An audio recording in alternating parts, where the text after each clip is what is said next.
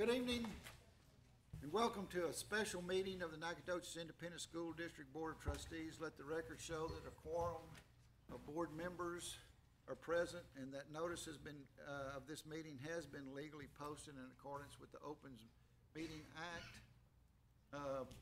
Board members Zeke Martinez and Susan Rushing were unable to attend to this meeting. I just got a text from Mr. Howarth. He's on his way. So we'll note in the minutes later on at what time he arrives. We appreciate you turning off all your cell phones off or switching them to silent mode. We will now proceed with the public meeting, and I will call on Mrs. Lisa Barbrick.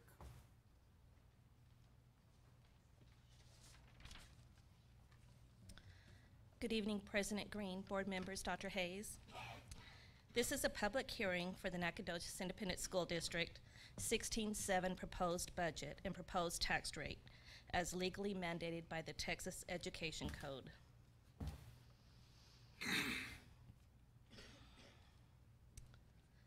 The Texas Education Agency requires that the board must adopt a budget, our budget, by June 30th. The funds that will be presented this evening will be the general fund, food service, and the debt service fund. All funds are presented at the fund and function level to comply with the state's legal level of control mandates. While this budget was built using a proposed tax rate of $1.17 for the general fund and .1875 for the debt service fund, the certified property values will not be available until July. The tax rate will then be adopted at the August board meeting.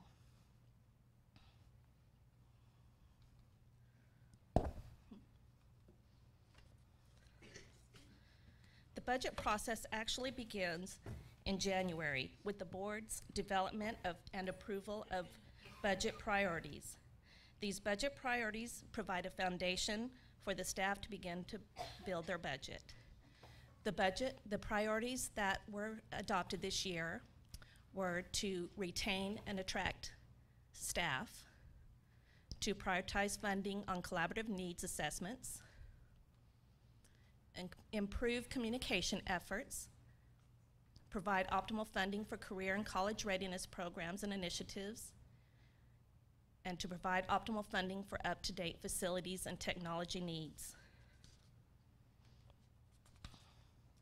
The assumptions we used to build the budget is a refined ADA of $5,980, an M&O tax rate of $1.17, and a debt service tax rate of .1875. Again, certified property values will not be available until July. We're maintaining a 10% reduction in all campuses and department budgets, and we're planning on replacing 3 route buses. There is a 2% increase in all salaries district-wide, a 5.3% increase in the district contribution to health insurance from $3,600 a year to $3,792, and an 6% increase in the district contribution to the health savings card from $600 a year to $636. Before expenditure budgets can be allocated to the respective campuses and departments, the revenue stream must be determined. Revenue is finite, and the state requires that we adopt a balanced budget. So the local revenue is primarily consisted of tax collections, but it can also include investment earnings, tuition, transportation, and rent. The decline we see here is mostly due to the not budgeting of donations. Donations are not budgeted until they are received. State revenue is primarily from foundation funding, which is determined by our ADA, or our average daily attendance, and our weighted average daily attendance. The increase you see here is due to the continued growth in our special populations of at-risk, limited English proficient, career and technology, gifted and talented, and special education students. The district also received a new grant, a high priority pre-K grant, which also is included in this increase. Federal revenue is primarily due to SHARS and Medicaid funding. These funds are generated by services to students that are reimbursable to the district. The decrease is due to Medicaid funding going away. It's being faded out. And also we receive settle-up funds every year for SHARS, and so because we don't know exactly what that's going to be, we budget a conservative amount. So overall, you can see that our revenue stream is pretty stable for the year compared to this year. The expenditure budget, which is presented by function, which represents the purpose of the expenditure, is spread over several pages so that we can actually read these numbers. So the first column is the function number. The numbers used are prescribed by the state, and any gaps between numbers are because they do not exist. The second column is the function. The third column is the budget that was approved as amended in the May board meeting. The fourth column is the 16-17 proposed budget. The fifth column is the difference between the two budgets, and the sixth column is the percentage of the 16-17 line item to the entire budget. And please note that salaries are reflected in almost every function. So for function 11, that's our largest expense. It includes all of our teacher and classroom aides. It also includes supplies and services for instructing students. So while we gave a raise, we also eliminated and repurposed several positions, and netted together we see a small increase. Function 12 is for instructional resources, which also is known as library, and it is decreased due to one librarian position being charged to this for 50% of their time, and this is netted against their raises. Dropping down to function 23, which has a larger increase, is due to raises as well as to the addition of 2 new assistant principals. Function 31, another large increase, is for guidance and counseling, and that's due to raises as well as additional counselor and another half counselor charged, and an increase in days for 2 existing counselors. Okay, moving to the next slide. Function 34, we see a large decrease. This is primarily due to, in 15-16, we paid for 6 buses. In the upcoming year, we are budgeting to purchase 3 buses. This is also netted against the raise that was given. Function 36, while we gave a raise, the decrease is primarily due to the donations I mentioned earlier. Once a donation is given and approved by the board, then we budget that expense. Function 41 also we see a larger decrease. While there are raises given, the decrease is due to primarily one-time expenses for equipment purchases and for services provided by companies that research prior tax years and which generate more funds for us. 51, facilities, maintenance, and operations. We see a decrease there. The decrease is netted against raises again, but we had many one-time expenses for equipment, as well as the flood cleanup at the Student Support Center.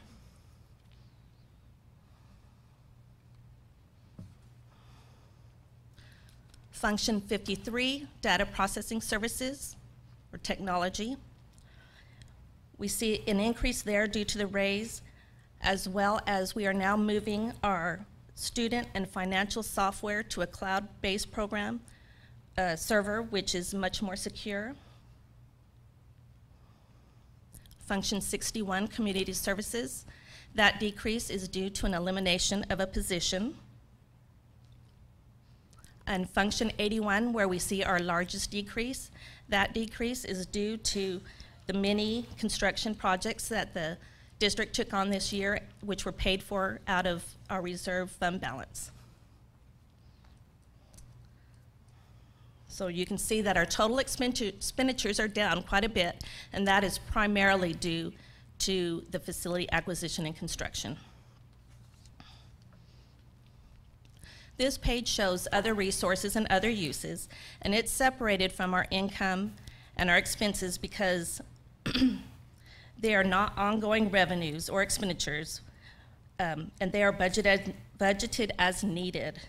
So what consists of 1516 in the resources is the sale of property, and other uses is a transfer to other funds. So here is a summary of the general fund showing our revenues equal our expenditures, and we are proposing an adopted budget. Based on the goals that were adopted by the board and meeting with departments and principals and other staff members, we had many prioritized expenditures which are listed here. The main part of it is the raises that were given across the board for the district. We also included a new thing, a degree pay for paraprofessionals. Any paraprofessional that has a bachelor's degree will now receive degree pay. We've added a dyslexia specialist, a literacy specialist, and we increased Function 51 and 52 budgets. Some new positions that were added are listed here.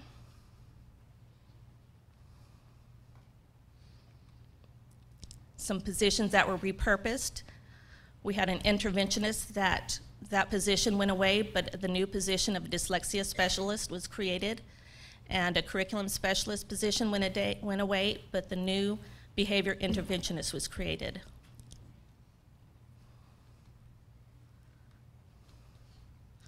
And of course, we had to pay for many of these new additions, so we paid them by maintaining our 10% cut in discretionary budget for all campuses and departments. We received the pre-K high priority grant from the state. We eliminated many of these positions listed here. Most of them were vacancies or people leaving.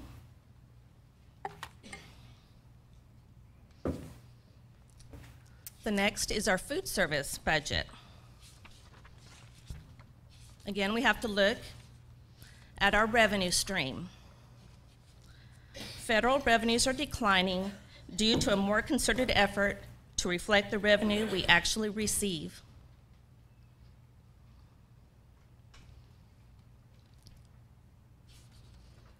Food service primarily runs their expenditures through Function 35 food services, and that's where you'll see the large decline. That is for the same reason as the revenues. We are trying to be conservative in our budgeting, and this more correctly reflects what we actually expect.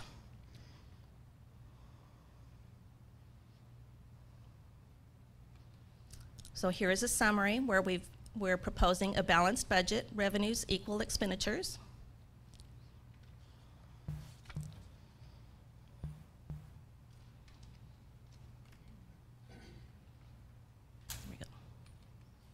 And debt service, excuse me. Debt service was built on a proposed tax rate of 0.1875. Local and state revenues are projected to remain at basically the same rate as this year's. Debt service funds runs all of expenditures through Function 71, which is debt service. Due to the refunding and refinancing of the existing 2006 general obligation bonds, we're seeing a savings in our bond principal payment. We are expecting this savings to increase in future years, and in future years we are going to be looking at possibly lowering our tax rate at that time. President Green, this concludes my presentation, and I'd like to open up for questions from the audience. Any questions?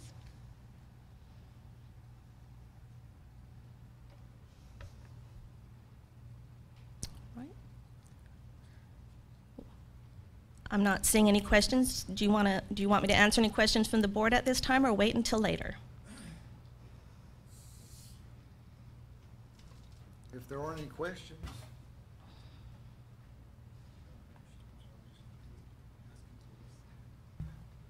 If there aren't any questions, then this will conclude our public hearing, and we are running just a little bit. We usually have a little session, a little time between special meetings and the regular board meeting, but I guess tonight we won't be doing that. We are going to be straight into our board meeting.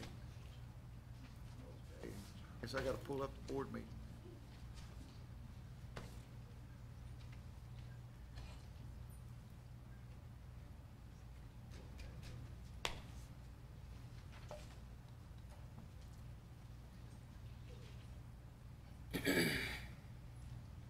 All right, with that, I'll say, again, good evening and welcome to the regular board meeting of the Nacogdoches Independent School District Board of Trustees. Let the record show that a quorum of board members is present, and notice of this meeting has been legally posted in accordance with the Texas Open Meetings Act. Board members Susan Rushing and Zeke Martinez are unable to attend this meeting tonight, and at the present time, T.D. Howarth is still not here. We will put that in the minutes when he shows. Please remember that items do not have to be taken in the order shown on the agenda, and please join us in turning off your cell phones off and switch them to a silent mode. I'm going to ask Reverend Irvin if you will give the invocation. May we pray. Father, we thank you for the blessings of this day. We thank you for this district. We ask your hand of guidance over our district. We will do all that we can to help better educate our kids. Be with us this night as we go through this board session. May the things we do grant give you glory and honor. It's in the name of our Christ we pray. Amen. I will now turn over to Ms. Catherine Whitbeck to introduce her students that will lead us in the pledge to the flags. Thank you, President Green, board members, Dr. Hayes. We are the Nacogdoches High School Student Council, and we will be leading you in your pledges. At this time, I would like for all the members of the Student Council to come forward, and they will introduce themselves to the audience.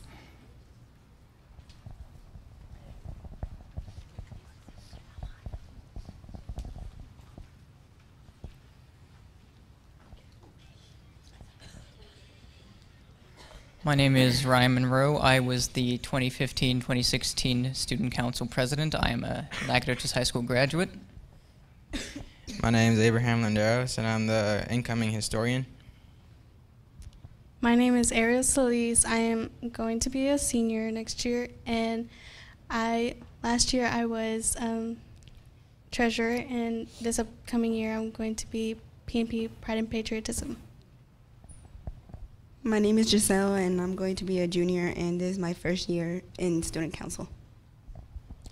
My name is Melanie. I was the secretary last year and in charge of energy and environment, and this year I'm going to be the president. My name is Amy, and I'm going to be the incoming DASH committee officer. My name is Carly Zama, and this is my first year in Student Council. My name is Salma Salazar, and I am the upcoming treasurer. My name is Ashley Rigsby. I'm a senior this year. Last year I was in charge of community service. Next year I'm going to be the point secretary. My name is Kiana Phillips, and I'm going to be a senior. And last year I was in charge of the DASH committee, and this year I'm going to be the vice president.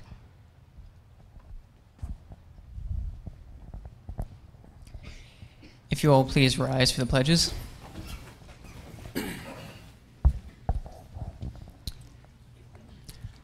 I pledge allegiance to the flag of the United States of America and to the republic for which it stands, one nation, under God, indivisible, with liberty and justice for all. Now the Texas flag.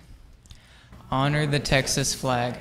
I pledge allegiance to thee, Texas, one state, under God, one and indivisible. You may be seated.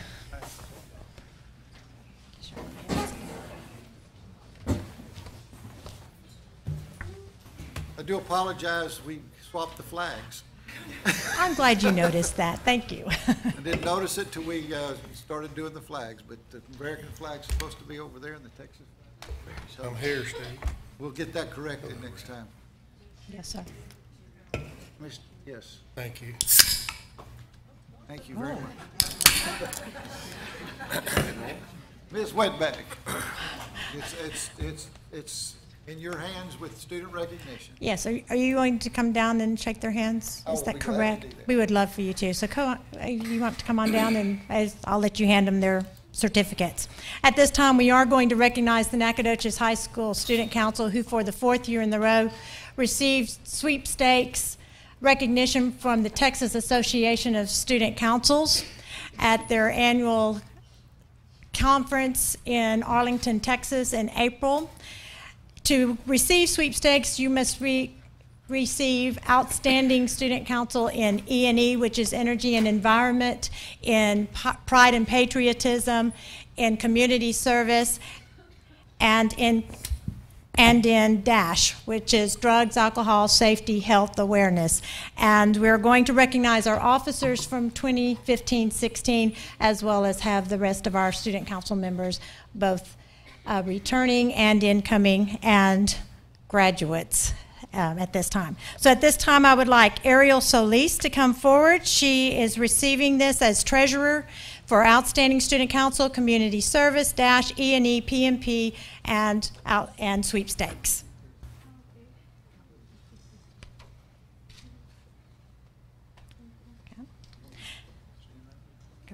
Yes, yes, sir.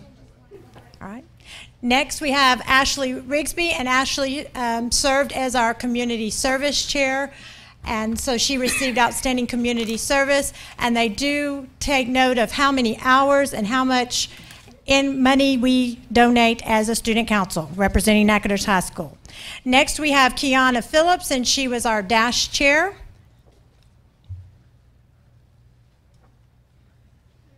Okay, look at her. Next, we have Melanie Torres, who is our E&E chair. Right there. There she is. And the person who comes early, stays late, does the work when the rest of them don't get it done, our president, Ryan Monroe. And if we could have the rest of our student council members please come forward. We're going to take a picture of the entire group. And as they're coming forward, I want to say thank you to all parents, guardians, other family members, because without them, none of this happens. None of it. So thank you so much.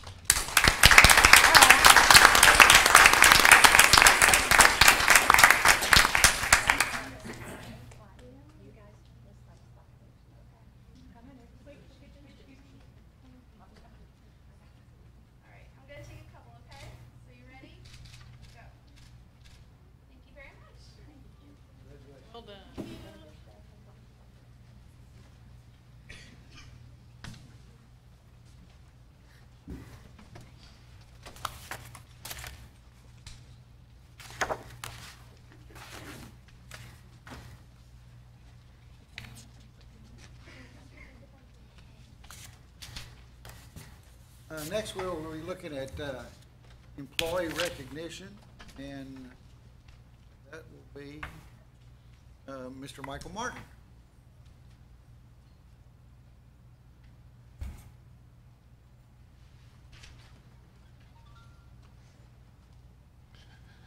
Good evening, President Green, members of the board, Dr. Hayes. I'm honored to be here tonight. Each May, all 12 Nacogdoches ISD campuses select their respective campus teacher of the year. Each campus determines its own process. However, it is recommended by the Texas Teacher of the Year program that some form of peer selection process be included. At the district selection level, each candidate that wishes to be considered for district elementary or secondary teacher of the year is required to write one essay and submit a resume. The essays and resumes are then reviewed by an outside committee for final selection. This year's Nacogdoches ISD Elementary Teacher of the Year is Ms. Rosalind Deckard. Miss Rosalind Deckard.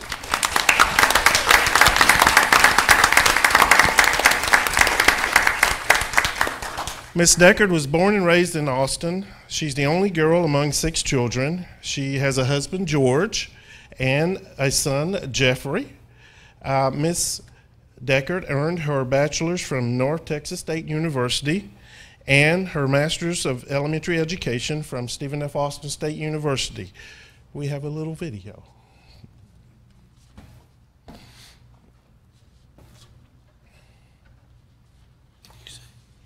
And now for our Elementary Teacher of the Year. The Nacogdoches Independent School District congratulates Rosalind Deckard, the Brooks Quinn Jones Teacher of the Year, and the Nacogdoches Independent School District Elementary Teacher of the Year. Rosalind Deckard is a 5th grade teacher at Brooks Quinn Jones Elementary and has been with the Nacogdoches ISD for 37 years. She holds her degree from the University of North Texas and her master's from Stephen F. Austin State University. Rosalind Deckard, the Nacogdoches ISD Elementary Teacher of the Year for 2015 and 16. Mr. Green, if you'll join me, please. Miss Rosalind. Miss Deckard, if you'll come up.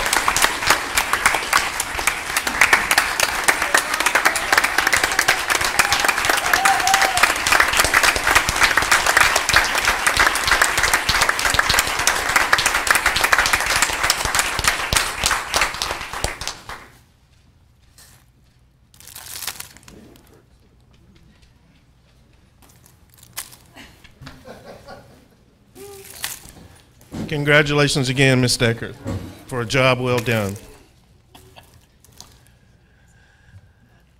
And now, our secondary teacher of the year is from Mike Moses Middle School. Her name is Amanda Bankston. I'm sorry, McMichael Middle School. Amanda Bankston. There you are. Thank you.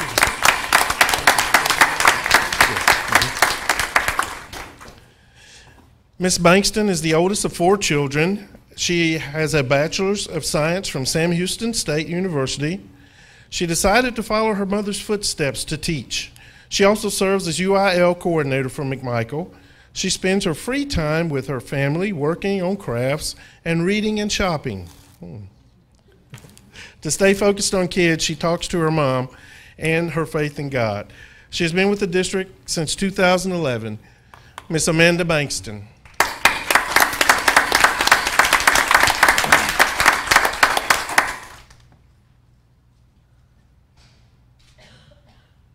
And now for our Secondary Teacher of the Year, Amanda Bankston. The Nacogdoches Independent School District congratulates Amanda Bankston, the McMichael Middle School Teacher of the Year, and the Nacogdoches Independent School District's Secondary Teacher of the Year. Amanda Bankston has been with the Nacogdoches ISD for 5 years and is a 7th grade math teacher at McMichael Middle School and holds her bachelor's degree from Sam Houston State University.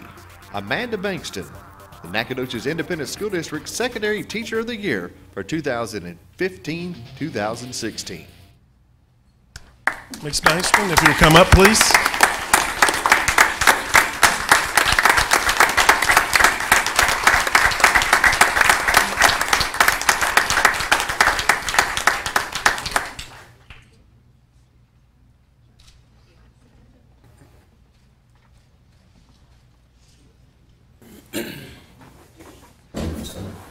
Thank you, Ms. Bankston, and congratulations again to our District Teachers of the Year.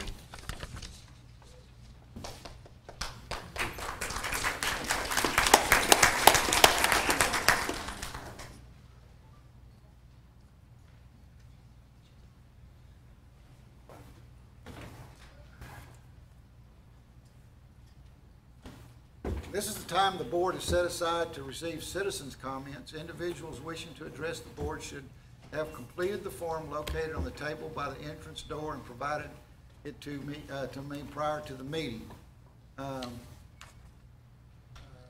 We have 10 people that want to comment tonight. So I want to ask y'all, I don't know, we got somebody back here, is the time limit gone for when they can? 30 minutes total. We have We have 30 minutes total. If we have time at the end of these, we'll pull this one in. We have, as one person comes up, I'm gonna have the next person ready to come up so that we can move this at a pretty fast clip. We've got Manuel Guerrero and have Kim Gailnor. Kim Gailnor up next, ready to go. Good evening, President Green, board members, and Dr. Hayes. Thank you for providing me the opportunity to speak this evening. At the April and May board meetings, I spoke about the issues that impacted. I got to finish my comments so we can. Okay, go ahead. I'm sorry. We'll start you over. That works. The comments will be kept to a maximum of 3 minutes and should pertain to public education. Groups of 5 or more individuals having the same concern should have a single spokesman. Individuals should refrain from yelling, using profanity, interrupting other speakers, or engaging in other disruptive conduct during the board meeting, including this public meeting time. The board cannot comment, respond to complaints in this open forum, but can inform you of the complaint procedures available under board policy. Now, with that said, I'll start again. You, and your time will start back when you start. Thank you, sir. Good evening, President Green, board members, and Dr. Hayes. Thank you again for providing me the opportunity to speak this evening. At the April and May board meetings, I spoke about the issues that have impacted our family since October 2014. It has now been over a year since Mr. Hagelin first approached our attorney to propose developing a settlement to resolve our issues.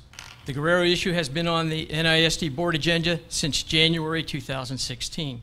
Since September 2015, we have been led to believe by Mr. Hagelin and Dr. Hayes that the board was well aware of what happened to our son and the failure of NISD employees to follow board policy, Texas and federal statutes and regulations. As late as our meeting in December 2015, when Dr. Hayes, with Mr. Hagelin present, proposed a settlement between NISD and the Guerreros was agreed upon. We were assured that it would only take a vote of the board to approve it. Yet today, it has not happened. Early in June 2016, after again meeting and discussing the issues with Mr. Hagelin, he informed us, Mr. Anderson, our attorney, and myself, that the board may not be aware of all that has transpired with regards to our son. Mr. Hagelin recommended that we provide the details directly to the board members. Earlier today, our attorney responded to his request. I have with me a hard copy of the letter and the supporting information that was sent. At the completion of my statement, I will provide the board secretary your hard copies, and a soft copy will be sent to your NISD email account this evening. Mr. Hagelin has directed that we provide this information directly to you. Mr. Anderson and I will stay through the evening's closed session, so if any board member has a question related to the information provided, we will be here to answer it. Now, having been over 18 months, it is my hope that NISD and the Guerreros can find a solution to the issues we have presented. We are looking forward to hearing from the board and how you will proceed. Again, thank you for letting me speak this evening. Which one is the board secretary? Will Chaz Zamika? That's okay, everyone messes that up.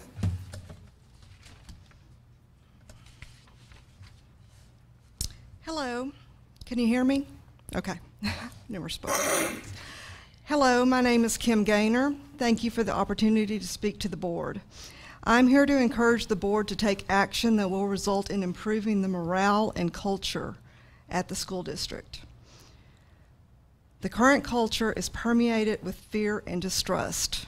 That is true for employees, parents, and students. I understand that NISD has lost great employees because of the culture, and there are many conversations that occur on campuses and in the community about how unhappy people are. However, people are afraid to speak openly for fear of repercussions. That is why I'm here today.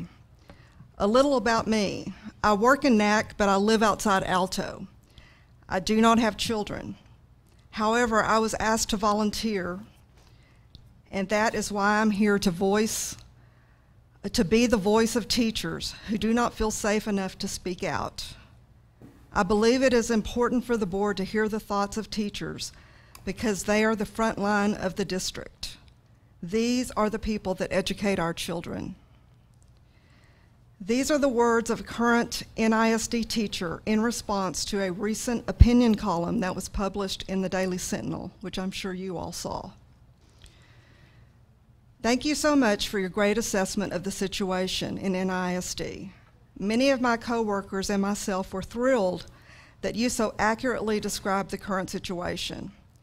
It's impossible for most of us to speak out so openly, but with all that has been going on lately, we have certainly reached a critical juncture, and indeed, we are in great need of positive changes to, quote, right the ship, end quote.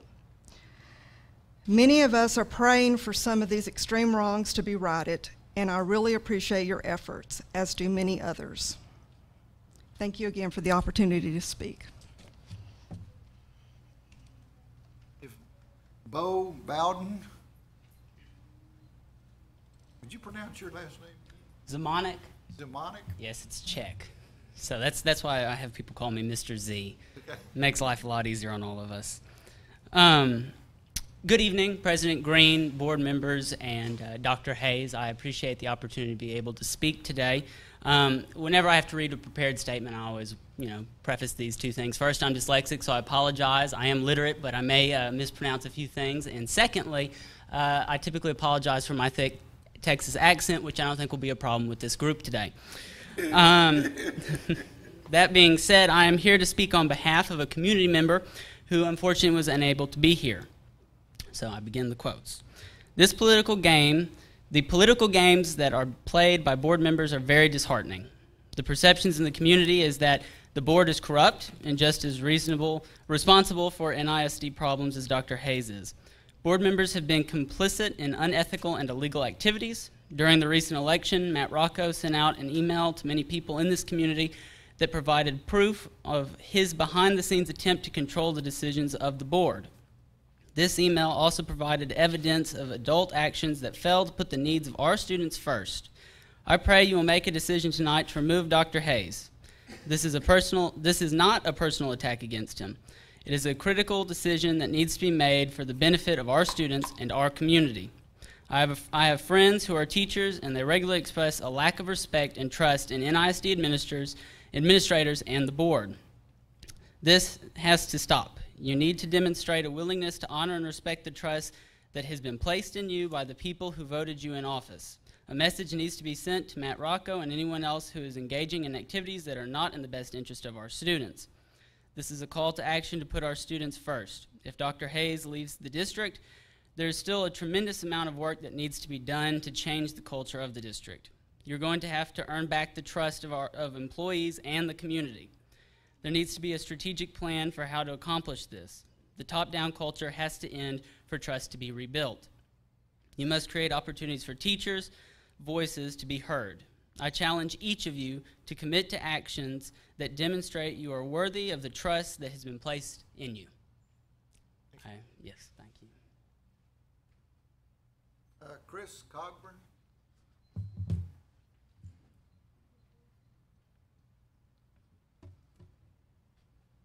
Good evening, President Green, board members, and Dr. Hayes. I am Bo Bowden. I recently graduated Nacogdoches High School, and I'm here to voice some concerns of things that I ran into during my experience there.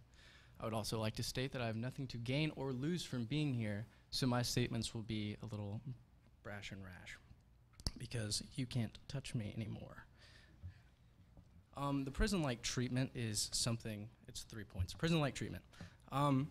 Overcrowding seemed to have been a huge issue while I was there, also prison food kind of, but back to overcrowding. Overcrowding was something that was briefly addressed with a bond. That was our, oh well, we tried kind of gesture. We tried to make more room for you, and then it didn't work out, so we quit. And that's just how I perceived it. If that is not the truth, well, I'm sorry, that's how it got perceived. College preparation and otherwise, I was never prepped for anything that I'm doing right now going into college. I'm kind of working it all out by myself and with my older sister's experiences of her having the same Same problems after graduating high school with little to no college preparation.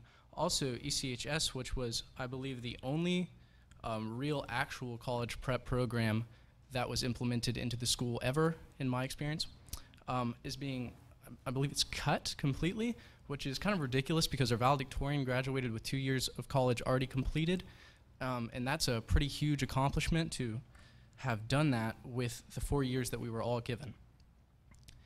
And to the board, some of us look a little too comfy in our little swivel chairs, and I need to remind you that you can easily be taken out of them.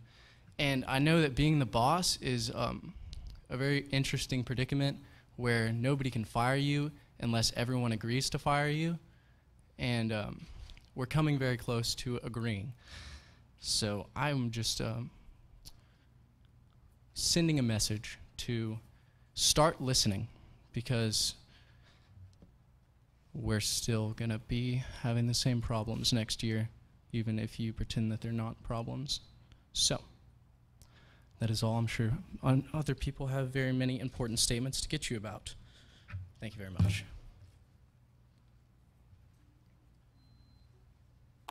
Jackie Wilson will be next. Good evening, President Green, board members, and Dr. Hayes.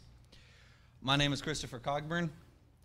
I would like you to know that more than rain is just falling through the cracks of NISD.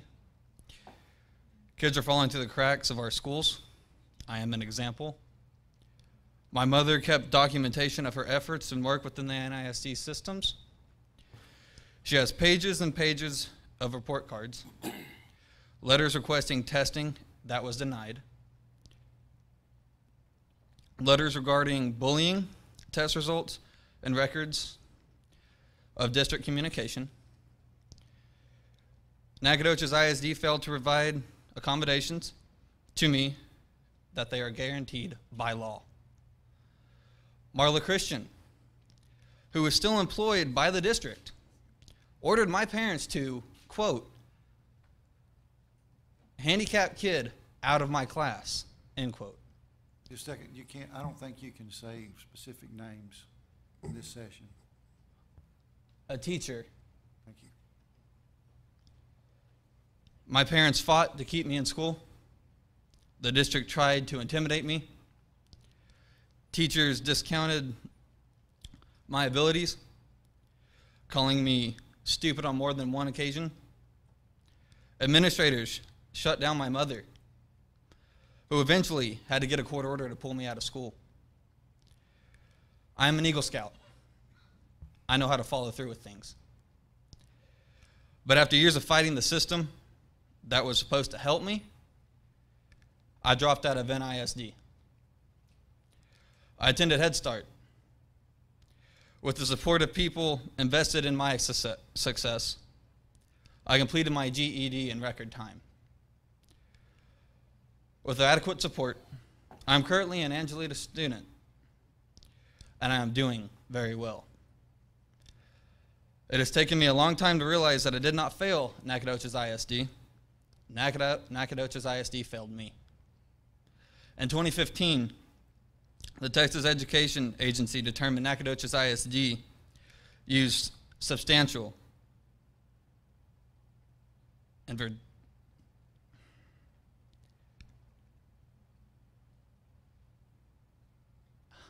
excuse me.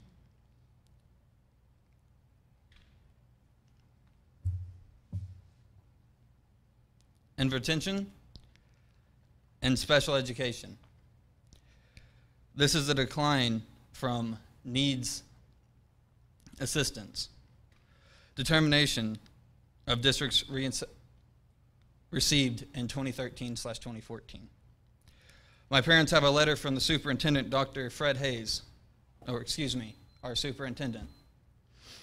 Sorry, but time. Thank you all for listening to me. Thank you. Lou Ann Jones will be next.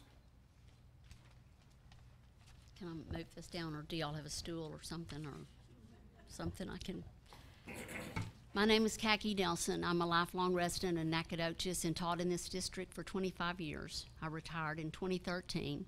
I wasn't ready to retire, but felt I could no longer teach in an environment that was unsafe and where I had no backing of the administration. I have stayed in touch with teachers who are still in the district, and they tell me that it has only gotten worse. I feel very fortunate that I was hired by Regents Academy the year I retired and can continue doing what I love doing, and that is to teach. Many people may not be aware of the fact that NISD was once an outstanding district. It had an excellent reputation, and during that time, it was an honor to teach here. It is no mystery as to why it was so outstanding. We had a school board that allowed principals and assistant principals to stay on campus all the time and do their job. They weren't called to the central office. They were always on campus where they were allowed to handle discipline issues swiftly, regardless of race, gender, or economic status. There was no 12-step discipline plan. Students either followed the district code of conduct or they were removed from campus or the classroom or even expelled if that was needed. Principals and assistant principals were on campus at all times to ensure that teachers were in their classrooms teaching in a professional manner. That's no longer the case. Teachers no longer feel safe in the classroom, and they don't feel like that they are supported by the administration. Maybe you weren't aware of that. Maybe you were not allowed, maybe you were not aware that students can cuss and yell and make obscene gestures at teachers and remain in the classroom. So like I said, it's no great mystery why NISD is in the shape it's in, why teachers are leaving this district in droves, and why TEA has set a timeline to get y'all to straighten it out, or they'll come in and get it straightened out. The mystery is why the school board continues to do the same things over and over and expect different outcomes. Maybe you didn't know what was going on because there's a lot of intimidation. People do not want to get up here and tell you what's going on. So maybe you didn't know what was going on. Now you know. So there's no more excuses until NISD can get back to the basic concept of letting principals and assistant principals stay on their campus, enforce the school code of conduct, and support the teachers who are dedicated to teaching. This district will never recover. I hope for the sake of NISD students, teachers, and our community that this school board will recognize and understand the severity of the need for discipline and support of dedicated teachers. Thank you.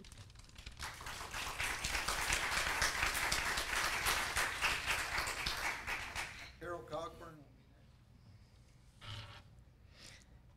Good evening, President Green, board members, and Dr. Hayes. My name is Lou Ann Jones. I have been a resident of Nacogdoches for 47 years. My husband and I went to SFA, then remained in Nacogdoches as educators until we retired in 2005 and 2007. Our children both got a quality education at all levels at NISD and graduated from Texas A&M University. I began my career as a homebound teacher for orthopedically handicapped and other health impaired, taught 6th and 7th grades at TJR Middle School, 5th and 6th grades at Moses Intermediate School, and finished out my career at NHS as the sophomore pre-AP English teacher. Since I retired, I've tutored students who need help with state testing, the ACT and SAT test, and college entrance exams. At the present time, my husband and I are serving our 13th year as advisors to the Nacogdoches High School Key Club. All this is to say, we believe in and support Nacogdoches Independent School District. We are deeply concerned and saddened, however, at the turn the district has taken. And we want to know what we can do, what the board can do, and what everyone in the community can do to fix it. A school district must have strong leadership and complete trust of each other at the board, administrative, and campus levels. Without consistent discipline, a campus is chaotic. Boundaries must be established and enforced impartially. The principals must be visible on their respective campuses so the students and teachers know the principal is available. And no, we did not compare notes, so it must be a problem. The principals must be visible on their respective campuses so the students and teachers know the principal is available and aware of the campus happenings. Not too long ago, I had a student who came for tutorial help who was convinced he should write his college entrance essay to a major university on the poor state of affairs at Nacogdoches High School, with emphasis on the lack of discipline, an unsafe atmosphere, and lackadaisical teaching in some areas. Of course, I talked him out of that, but I've heard the same concerns from other students, and it deeply troubles me. The discipline will not get better, and our reputation cannot improve until the board backs the superintendent backs the principals back the assistant principals, and everyone backs the classroom teachers in enforcing the approved student code of conduct. Everyone, at every level, including the students, should be held to high expectations and be on the same page. We are not against NISD. We are for NISD. It's our home. And we see red flags everywhere, and we're very, very concerned.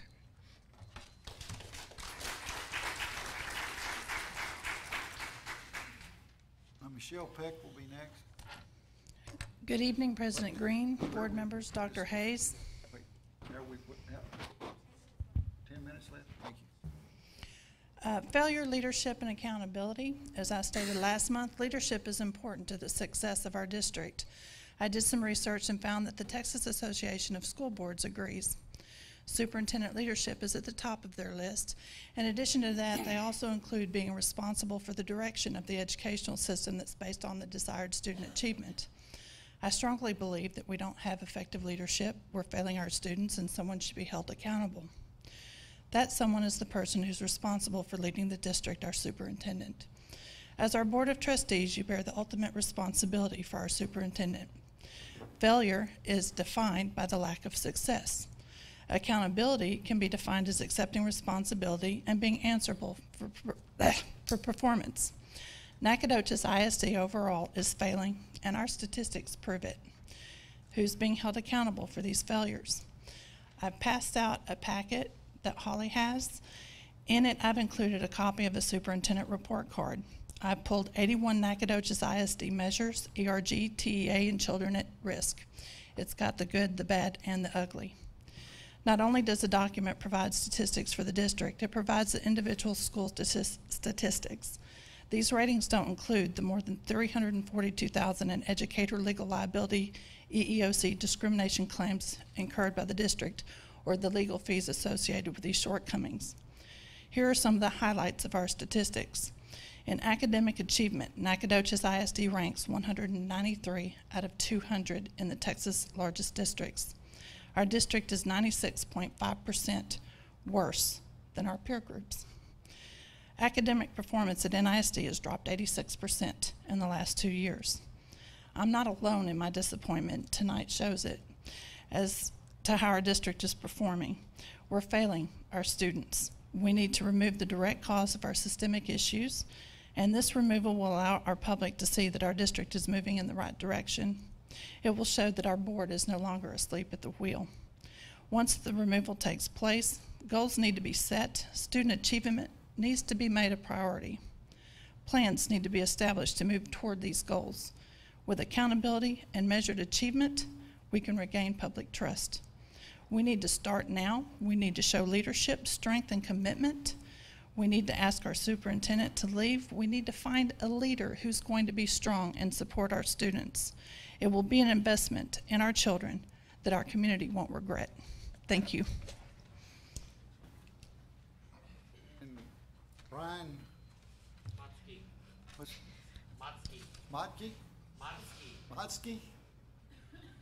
Excuse me. Good evening, President Green, board members, and Dr. Hayes. Forgive me for reading quickly. I know we've got a lot of people to speak tonight. I have some documents that I'll leave with Ms. Anderson for the rest of the board to review as well. My name is Michelle Peck. You've seen me, you've met me. I am a parent of a Nacogdoches ISD student. In November of 2014, Nacogdoches ISD trustees committed $2.8 million to build 8 classrooms at Regay and 10 at Fredonia Elementary School. Dr. Hayes told the Daily Sentinel of Nacogdoches, we expect to come in under budget on all of these things. In February of 2016, the board increased the gross maximum project budget for Regay to $2.9 million, almost $3 million, And in March, KTRE reported on the addition of only 7 classrooms, only at Regay.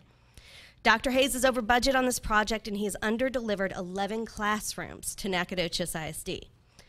Plans for new construction began in November of 2014, but public discussions for rezoning students into the new classrooms at Regay did not begin until February of 2016. I understand there were other efforts happening within that time frame that could have changed the landscape of NAC ISD, but I'm going to speed forward. The board was not presented a proposal to approve until March 2016 to consider rezoning for the new Regay expansion. When Mr. Burton made a presentation to the board and to the community, elementary school zones were depicted on the map, highlighted as specific areas. When final maps were published at nacogdochesisd.org, specific zones were changed. This undermines the board's authority and shows little respect to the community members who volunteered to serve on that district's rezoning task force. 3 months have passed since that board meeting, and I have not received a notice from the district that my home is one of many affected in the rezoning. My child is expected to attend a different school in the fall. If I choose for him to remain with his peers, I must complete a transfer request and wait for approval from the school and district level. I did complete the request and was told to call the school sometime in July and see if maybe it was accepted. To transfer, I must relinquish access to district transportation, which is a luxury that many families cannot afford, specifically because parents have not been contacted by the district about the fact that their homes have been affected by this rezoning. This is information that parents need to know. I met with Dr. Hayes and Mr. Burton in May and was told all parents will be contacted regarding rezoning. Dr. Hayes, when we met, you told me that all homes will receive a letter detailing transfers with report cards in the home language identified on district paperwork, which is consistent with federal law. I met with Ms. Dowdy and Dr. Corley in June and was told the letter will not be included with report cards. Instead, all homes will receive a letter from principals welcoming to the campus, and maybe we'll have it in Spanish. I think Dr. Hayes mentioned we had over 30 languages spoken in our district. In 60 days, school is back in session. When are parents going to be notified? I'm happy to see that rezoning, an update on that is included in tonight's agenda. In another board meeting, I hope you can explore what happened to the other 11 classrooms to which funds were committed.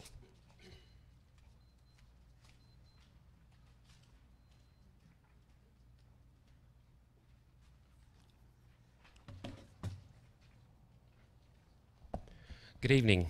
Recently, the NISD chapter of Texas AFT met to discuss the student discipline reforms needed in our district. We wish to effectively educate our students academically, emotionally, and socially. We believe that purchasing another discipline program for teachers is not the answer. It requires a common sense approach, one that does not require any taxpayer money. We simply need consistency, adherence to our student code of conduct, and administrators that advocate for our students by supporting their teachers. When we insist that a student's behavior is negatively impacting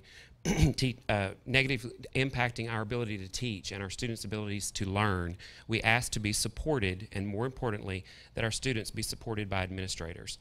This means removing the disruptive student from the classroom so the teacher may continue to educate the others. Our administrators have a duty to teach the removed child the code of conduct, what it means, what it looks like, what it sounds like, and provide a concrete, age-appropriate consequence consistent across the district at all campuses, and often provide that child with the professional counseling they need to learn how to control their emotions and behaviors. We have many students that come to our campuses not only unprepared for the rigor of academia, but also unprepared for the expectations of social behaviors that allow positive school environments. Even the most talented and experienced teacher cannot be successful when their class is constantly interrupted by a student that refuses to behave well enough to allow other students their right to a quality education.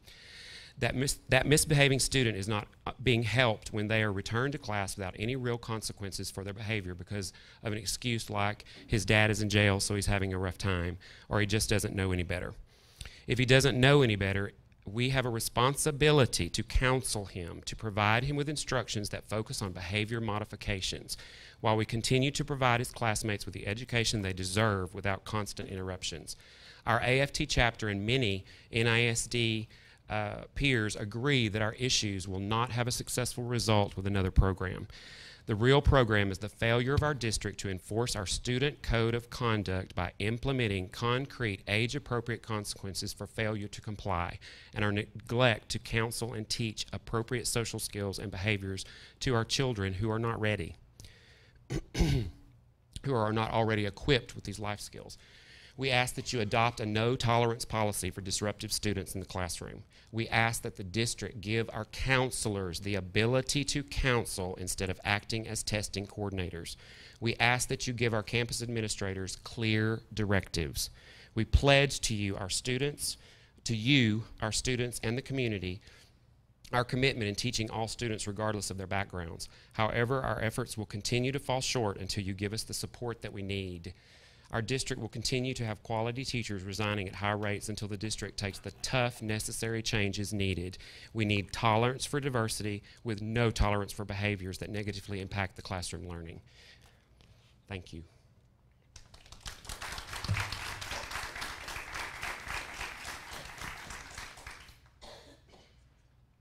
We had one person, we got 1 minute.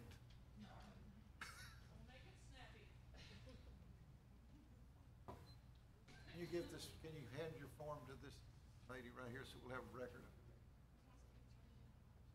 Well, I actually did show up early, but y'all were in a meeting, and I didn't really want to interrupt it. What now?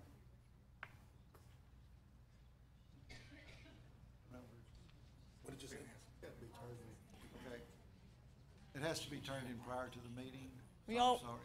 okay, I showed up at about 1:45, and y'all were in a meeting already, and I felt it rude to walk in. I understand, we have to go by the rules of the board and All right. policy that's been set. I will say, we appreciate everybody that commented tonight, and although we cannot respond to it, I want you to be assured that we have heard everything that y'all have said. The next information item is information items and reports. We now come to the information item report segment of tonight's meeting, and we will begin with the superintendent's report. Thank you, Mr. President, board members, audience members. Just a real quick and very brief report this month. The main thing that I wanted to report is the amount of work that's going on all of our campuses. If you've driven around to our campuses over the last week or so, you've seen the staging area that's out front of most of our campuses that you all have approved work on. The roof work that is taking place at many of those campuses, but just a lot of construction work going on. Mr. LaRue and his staff are doing a wonderful job of getting all that stuff lined up and getting those contractors on the job.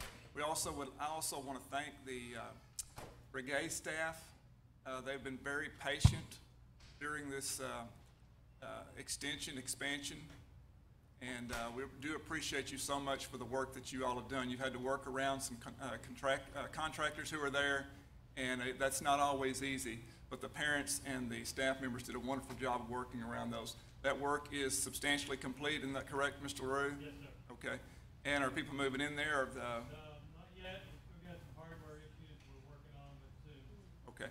And if you've not gotten over there, I encourage you to get over there, board members, and take a look at the expansion. It is really nice. It's very colorful, and it'll be a very good environment for our students of primary grades. So with that, that really takes care of the superintendent's report for this month. Thank you.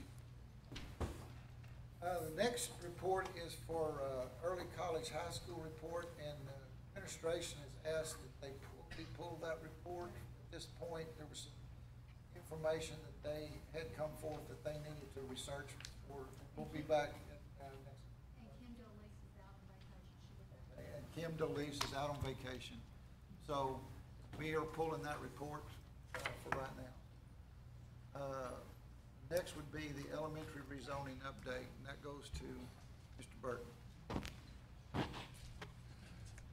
Thank you, President Green, board members, and Dr. Hayes. Wanted to come and update y'all on our rezoning. Sorry. And where we are right now. If y'all remember, I'll say this week, in the past week, at this point we have sent out letters to every parent that was affected by the zone. change. Those letters went out in English primarily. Any surname or any that we identified as Spanish-speaking families also received a Spanish version of the letter. I have copies of those letters if you would like to see them. I know people have started receiving them because I've received some phone calls from explanations.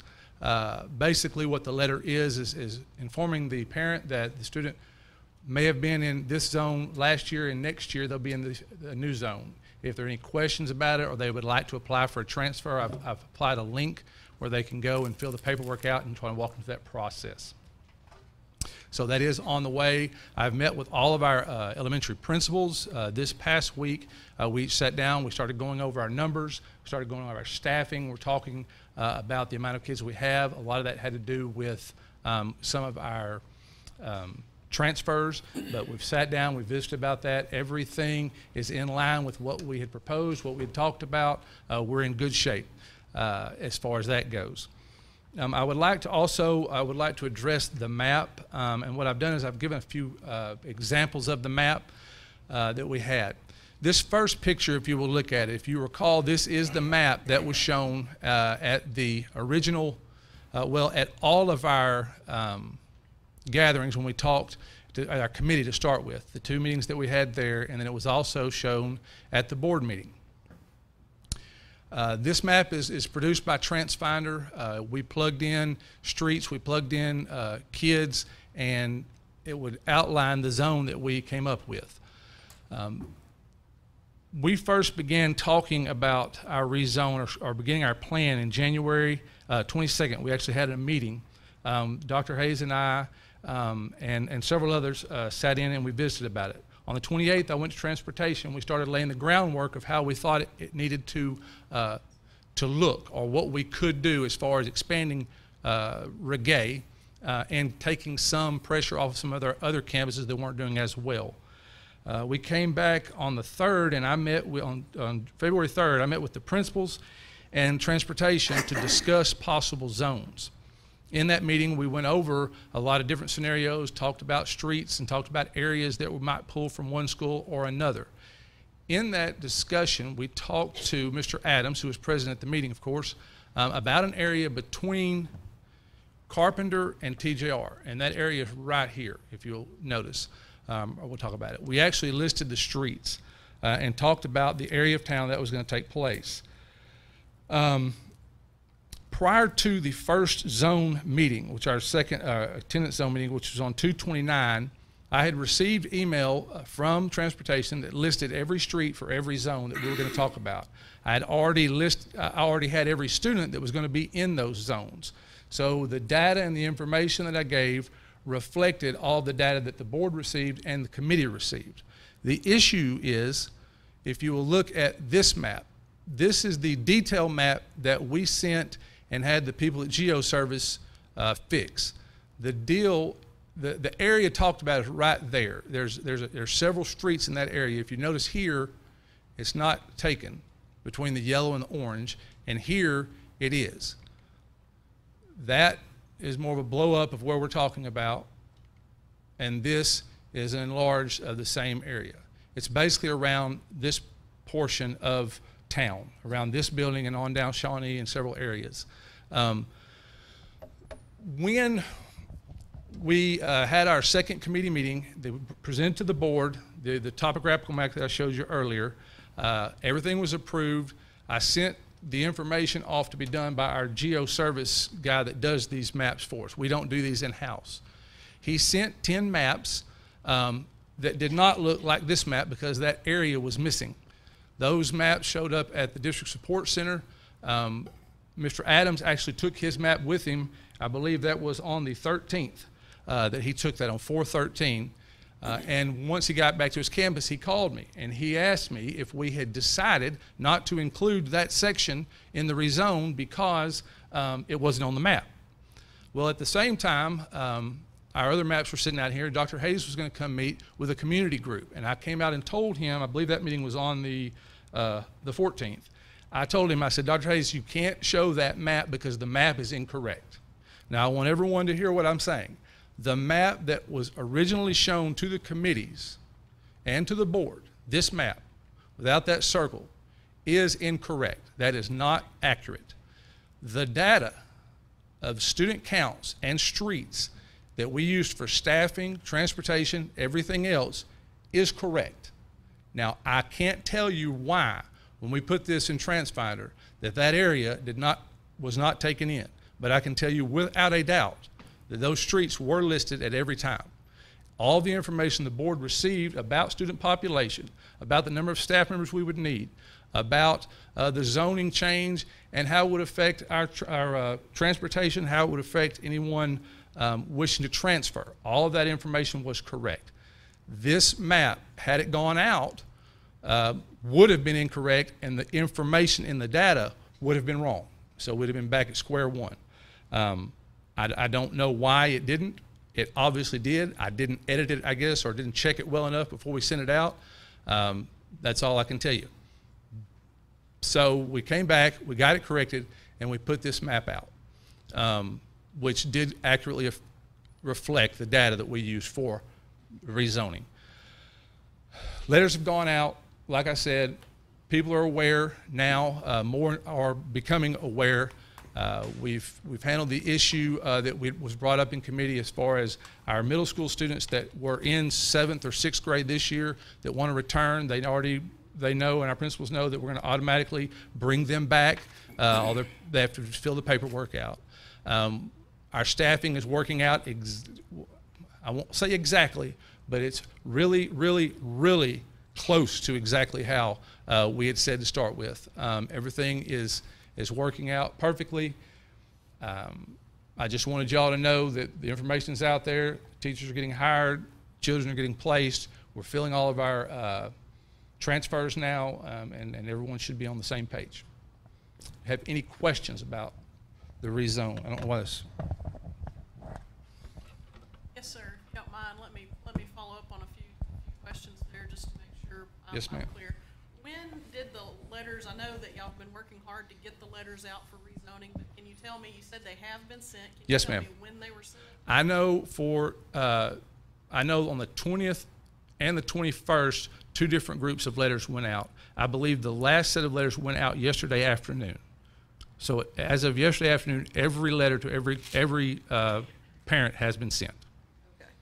I know, as you know, I'm getting some calls from some parents that hadn't gotten their letters yet, so I just want to make sure to be able to let them know that those letters are now all in the mail. Absolutely. What about the status of the transfers, particularly for the middle schools? I know I've had a number of parents call me because they were concerned about the feeders into the middle schools have changed a bit. Right. What's the status on the transfers? Have they been approved? Have those letters gone? The transfers are being approved. The reason, and I know everybody wants to do it quicker, the reason that some of that is holding up is because our principals on each campus, they make the decision on whether to accept or deny a transfer. And then they bring it to my office, and then I certify each one of those. 3 reasons: discipline issues, attendance issues, and space are reasons for denying. The problem we run into, especially in the elementary campus, is not so much in the middle school, is that they may not have space until students have transferred off, so more students can come in. So what I've done as of today, and I'll be sending that out to the principals tomorrow, I've got how many kids are going out as of right now before we drop dead and send everything out to all of the principals. The middle school principals, I visited with both of them, not this Monday, but the Monday before, I believe. They are in line and ready to send their letters out. We sent specific letters to 6th graders that were in a zone going to, let's say, Mike Moses, and now they're going to McMichael to inform them. And then the 7th and 8th grade students got a different letter saying that you have moved. You can be, if you would like to remain on that campus, you may do that.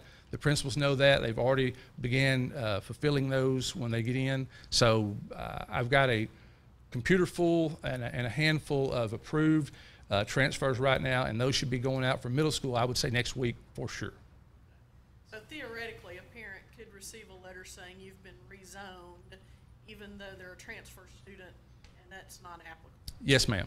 Matter of fact, I had a conversation with a lady today who said her child was going to this school and didn't know if we had some information in there wrong. And I said, no, ma'am, it's just saying that where you live, because we moved the attendance zone, is now in this school. And I looked, she has 2 students. I looked them up. I said, your transfer has already been approved. You don't have any worries about that. So she was just checking to understand. That could potentially cause some right. confusion.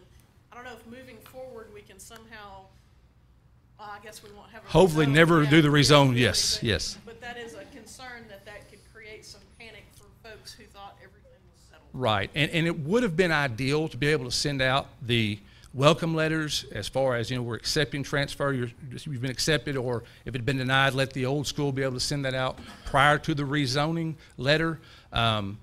Because what you're basically doing is exactly what you said. Somebody has sent in a transfer. They knew what school they were supposed to go to.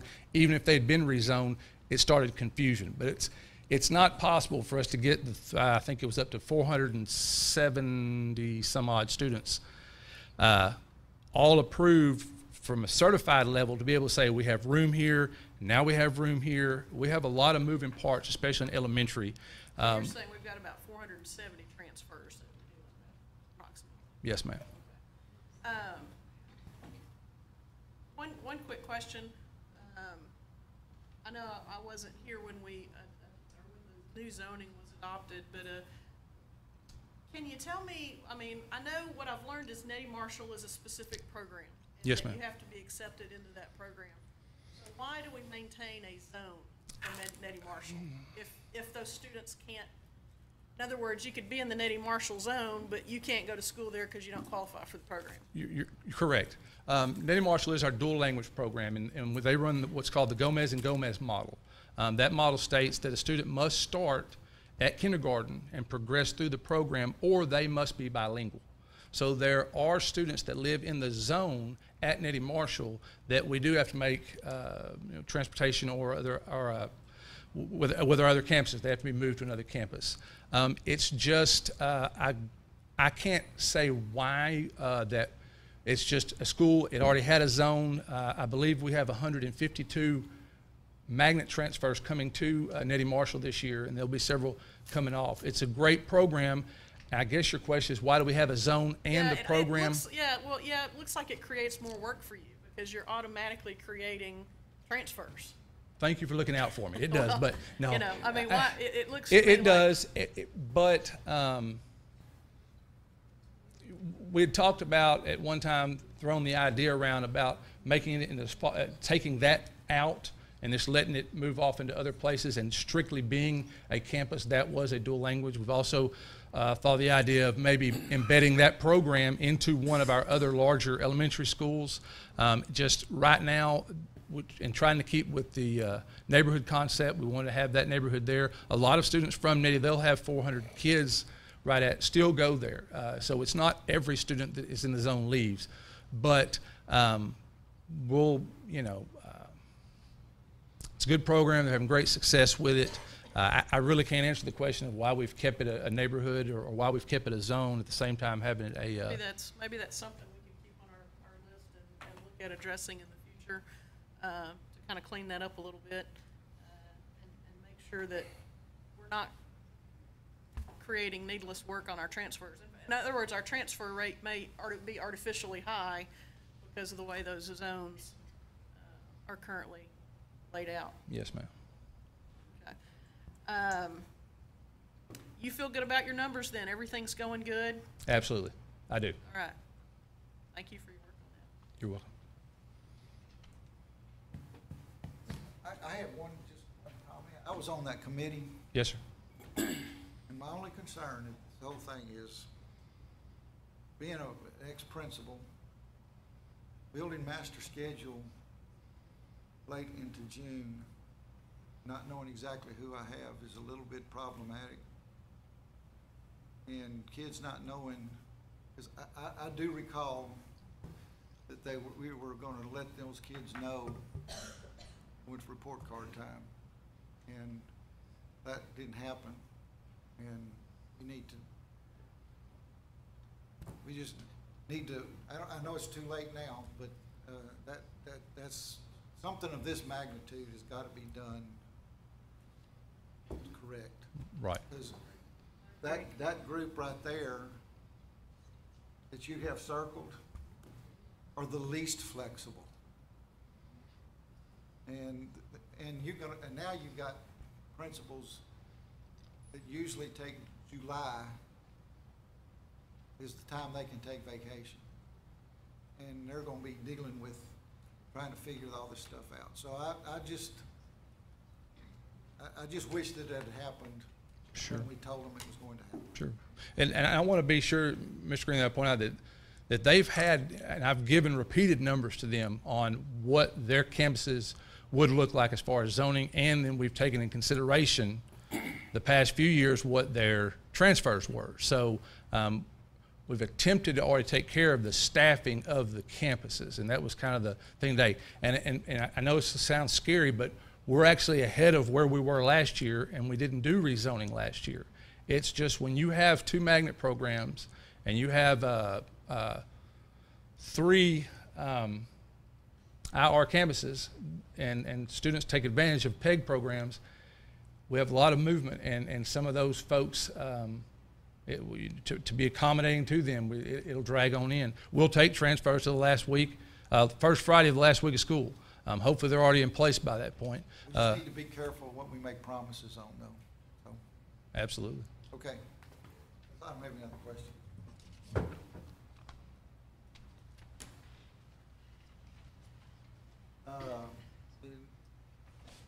That was just an information item, so there's no action really to take. It was just an update. This brings us to the next portion, the consent agenda.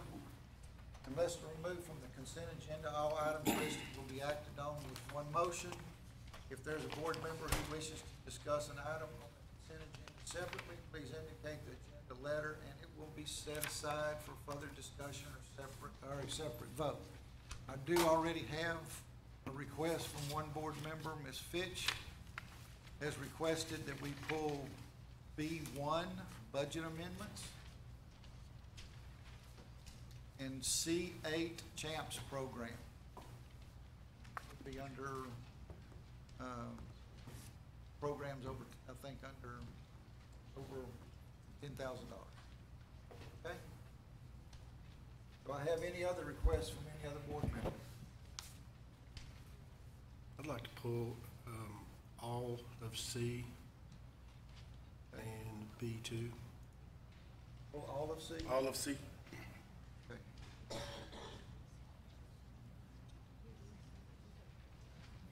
And I don't know if you heard me, B2 also. B2? Yes. Mr. Howarth covered mine. Okay. All encompassing. Okay. Do I have a motion for the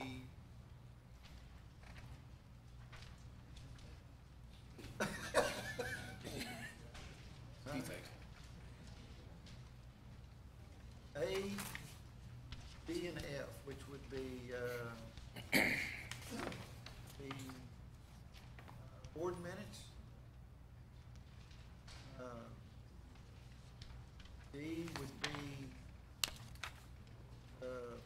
extended coverage agreement with Workman's Compensation Solutions for District Workman's Comp.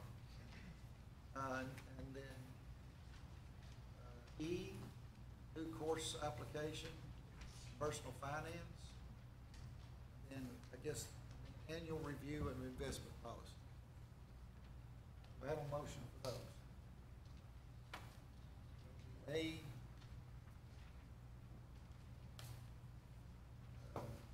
D, E, and F. I make a motion that we approve the consent agenda except the items that were pulled. I'll second. You have that motion that you can work with? You got a second from Ms. Fitch, so all those in favor say aye. Aye. All right, we'll first start with B1. At this point, what page is that? 42.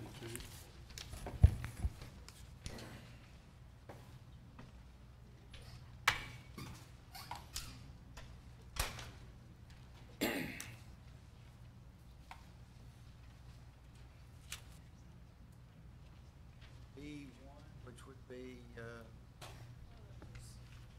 One of mine, I don't know if anybody else has any questions, but I'll be glad to start us off. okay. I had a couple of questions and then also a couple of concerns on items P and Q.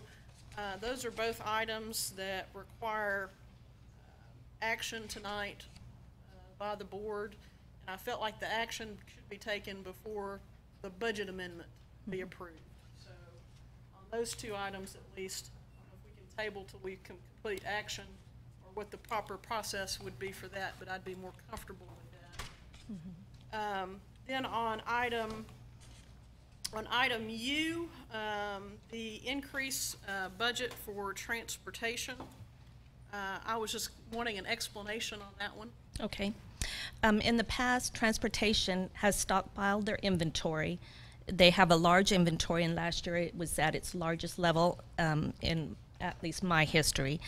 And Mr. Lampkin was then instructed to bring his inventory levels down. So that is what they have been doing this year, and they've been going through with a fine-tooth comb and finding out exactly what's there, and they found some items that are unusable now, and then just making sure that they're using items instead of buying new items. Well, as a result of this process, when you bring your inventory down, your expense increases. And so we are expecting this increase to be quite significant. He's still in the process of the inventory, counting inventory, so we don't know quite what it is yet. So this is a guesstimate, a best guess estimate on what we think we'll need for that. So are you saying, in my terms, I think in my business, in my world, it sounds like you're saying you're writing off inventory. Is that correct? Well, it's done once a year. There will be some write-off, but most of it is not write-off. It's just they've used it during the year rather than buying more. Ah, so they've used it and they haven't accounted for using Well, it. they don't. They don't. You do it once a year. Okay. That makes, okay. Now that's correlating. Right. Now, this is interesting to me that part of the transfer here, you were recommending decreasing function 52 significantly by 119 to move it over into this to fund this. Mm-hmm. If we do that, it's going to put function 52 over budget. It looks like, because as of your report, let's see, on page 52. You know what, you are absolutely correct. And that didn't make sense to me, why we would. You know what, I am sorry, but I just now am noticing that you're pointing that out to me, and you are absolutely correct on that. Okay. So we may need to look at lowering the amount there. Okay, I would think that just it wasn't logical. No, it isn't logical, and that's something that I missed there. Okay. On item W, the amendment to student nutrition, kind of had the same question. It's just, I'm just trying to wrap my head around some of these. Right. Can you explain that one to me a little bit more?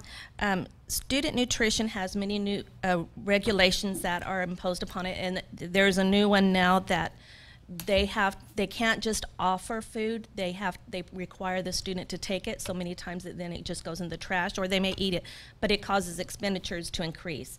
So their food service is experiencing an increase in expenditures while their revenues are remaining the same level.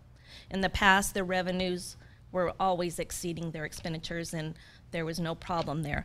So now we have to be more conservative in our budgeting and project the revenue and the expenditures closer to what they'll be, or else we will end up overspending. And so that's what this is the process of doing, is bringing that down and so that it will also be at a level where we're projecting next year to be.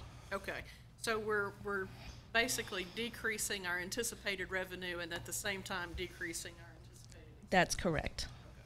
Bringing it in line. Quick question on that. Did you say there's some rule that you have to give the food to the student even if they don't take it and we incur that expense? Yes. What rule is that and who made it? Okay. And it's part of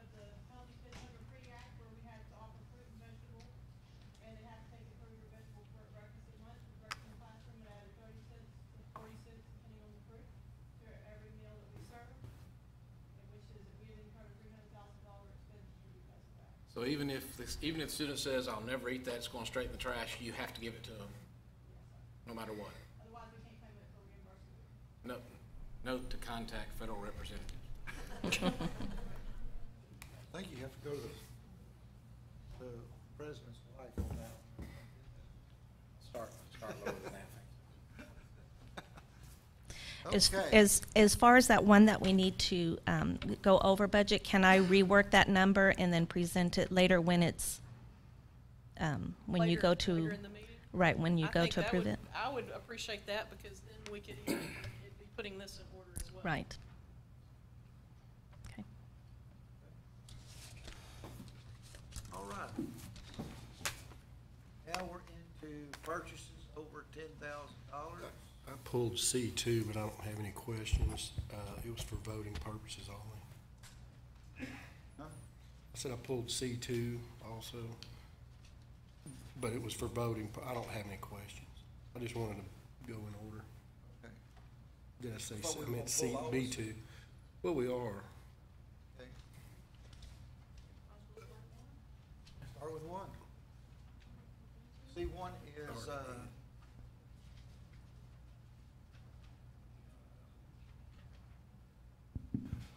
I'll make this quick since I pulled it. I would like to make a motion to pass C3, 9, 10, and 11. C3 would be Agendas. agendas. In the computers. C3, C, what was the other one? 9, 10, and 11.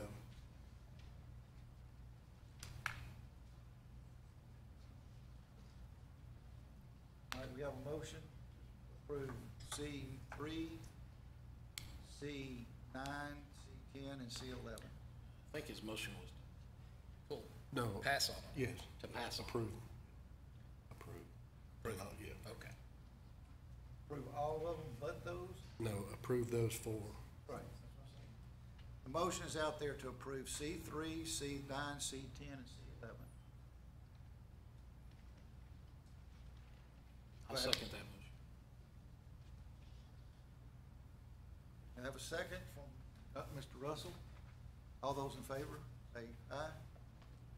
Okay. Now, we're gonna look at C1. And Mr. President, I didn't have any specific questions. It's strictly for voting purposes. Unless somebody else does.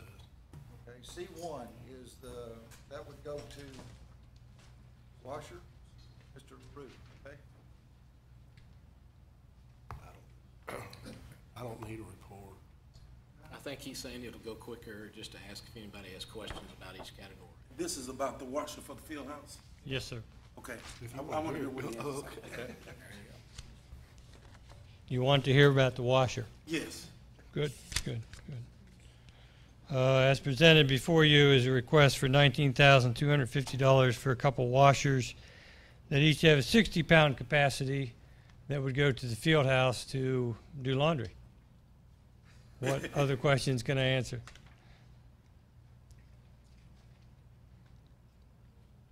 Are the current washers still operable? If we keep throwing money into them, yes, everything mechanically can be continued forever. How old are they? How old are the old washers? I couldn't give you the exact date on that. They were not new when I was coaching there, and that would have been in 1999. Late 80s is my understanding, but I don't.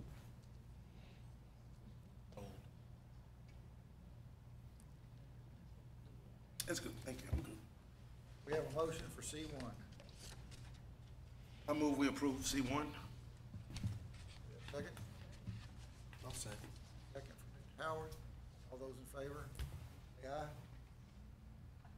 Okay, C2 is RCI Technology.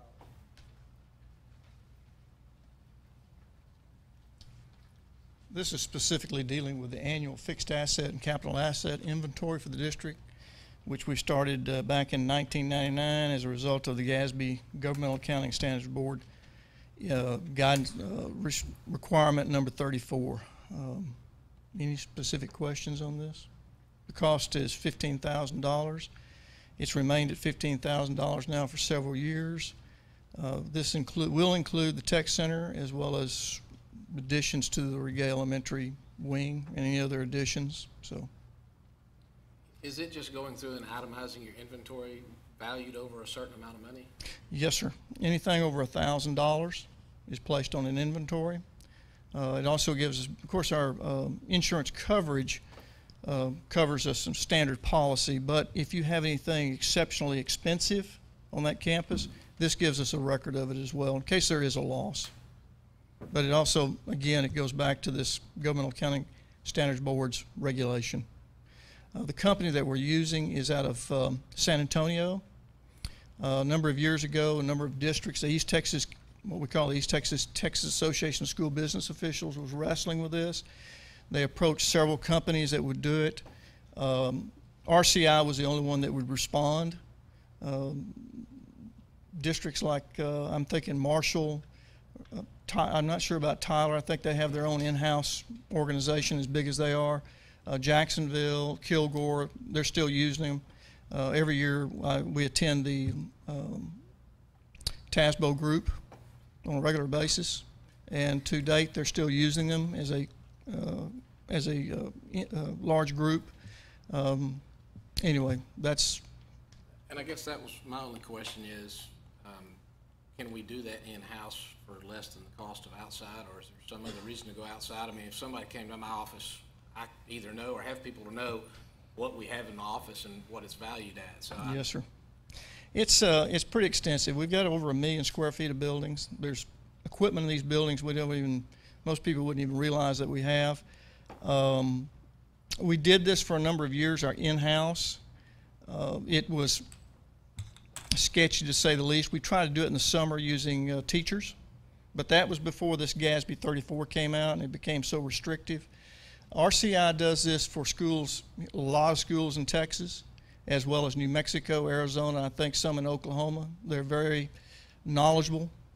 The one thing that we really like about them, they stay away. They do this like during the school year, like October. They'll come in and do this, sometimes August. But school is operating. They're good about coming in the evening. They're good about staying out of the way of our principals. The one thing I like about them is I don't get any complaints from the campuses, from the staff about interfering with instructional time. Another thing that's really great about them is they use retired military personnel, and they are very precise and they are very disciplined. sounds like we need some of those there during the day. Yeah. Well. But so another justification is you have some concerns about in-house and being accurate and meeting the standard that's been. Yeah, I tried to do it in-house many years ago, and it's hit or miss. You get some good people. I remember, I'll mention the name because he's a great guy, Denny Jones. He ran it for a long time, but of course he took on other responsibilities in the district, so anyway. Thank you. Yes, sir. Max, this mentions entering into a contract with them. Is that an annual? It is. This comes to the board every year. Yeah, I knew that, but I don't see an actual, do we really enter into a contract with them? I may have, did I term it a contract? Now, if I did, I'm sorry I did, but it's basically a proposal that we agree to employ them. It's not so much a contract, okay? Thank you. Yes, sir.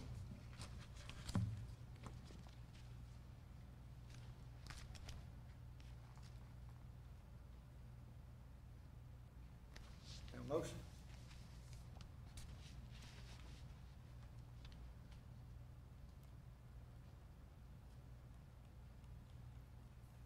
Yeah, let me find it. Yeah, the language on here is not quite, I move to approve that we enter into an agreement with RCI Technologies in an amount not to exceed $15,000 for the purpose of updating the district's physical asset ledger and tagging new properties belonging to the school district with a value of $1,000 or more. Do I have a second?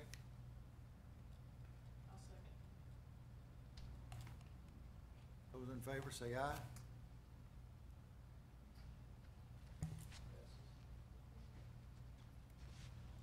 I think next, looks like 4 through about 8 are yours. Tammy, I want you to come up. Okay. Tammy has helped our big time with staff development this year, and these all pertain to staff development. Can we just start with the next one and go down the list? Okay. The first one on there that you'll see is Lead Forward, I believe. Lead Forward is a company, matter of fact, the only organization I know in the state of Texas that provides us with accurate analysis for data and on-site help with analyzing data for the STAR and for the EOC exams. They provide training for our principals and our teachers on campus to understand all the TEKS and what we have to do to prepare for the test. They're highly recommended by TEA. And this will be entering our second year with the group. This is something that the principals and the staff highly recommended to keep. What we're doing, I want to make sure you understand that on all of our staff development, everything we do in the Department of Academic Services now, we will evaluate at the end of the year with our staff to see, is this something we want to continue? Do we feel like it's truly helpful? So all of these items that you see are carried forward to the principals and teachers to make sure this is something they need for support. So this is one of those items the principal said if we kept anything, this would be one thing that we had to keep this year. Ms. Dowdy? Yes. And that was one of my questions. Material we got ahead of time, there were at least 2 of these categories where it was specifically mentioned that either teachers requested it or staff administration, campus principals supported it. Right. But I didn't see that on some of the other categories. But if I'm hearing you correctly, you're telling me all of these categories you've gotten input from your teachers. Yes. And overwhelming support. Principals on what to return for the next year. You will see that we will do that on all staff development from now on. Any technology that we do for instructional purposes, we evaluate at the end of the year. All of that has to be evaluated with principals and teacher groups. And I'm sorry if we left it off on a couple of them, because we did it with all of it. So Lead Forward is a group that came out of Region 13, actually. I knew all the guys that came out, and they started the analysis system to help understand what we're dealing with the testing system. It's extremely complicated, the formulas, the 4 indices that we have to meet, and they lead us through that every month on where we are with our local exams, with the current state exams, and what we have to do to make the cut, I guess you might say, or the standard for the state. And it is funded local and title. It's a combination.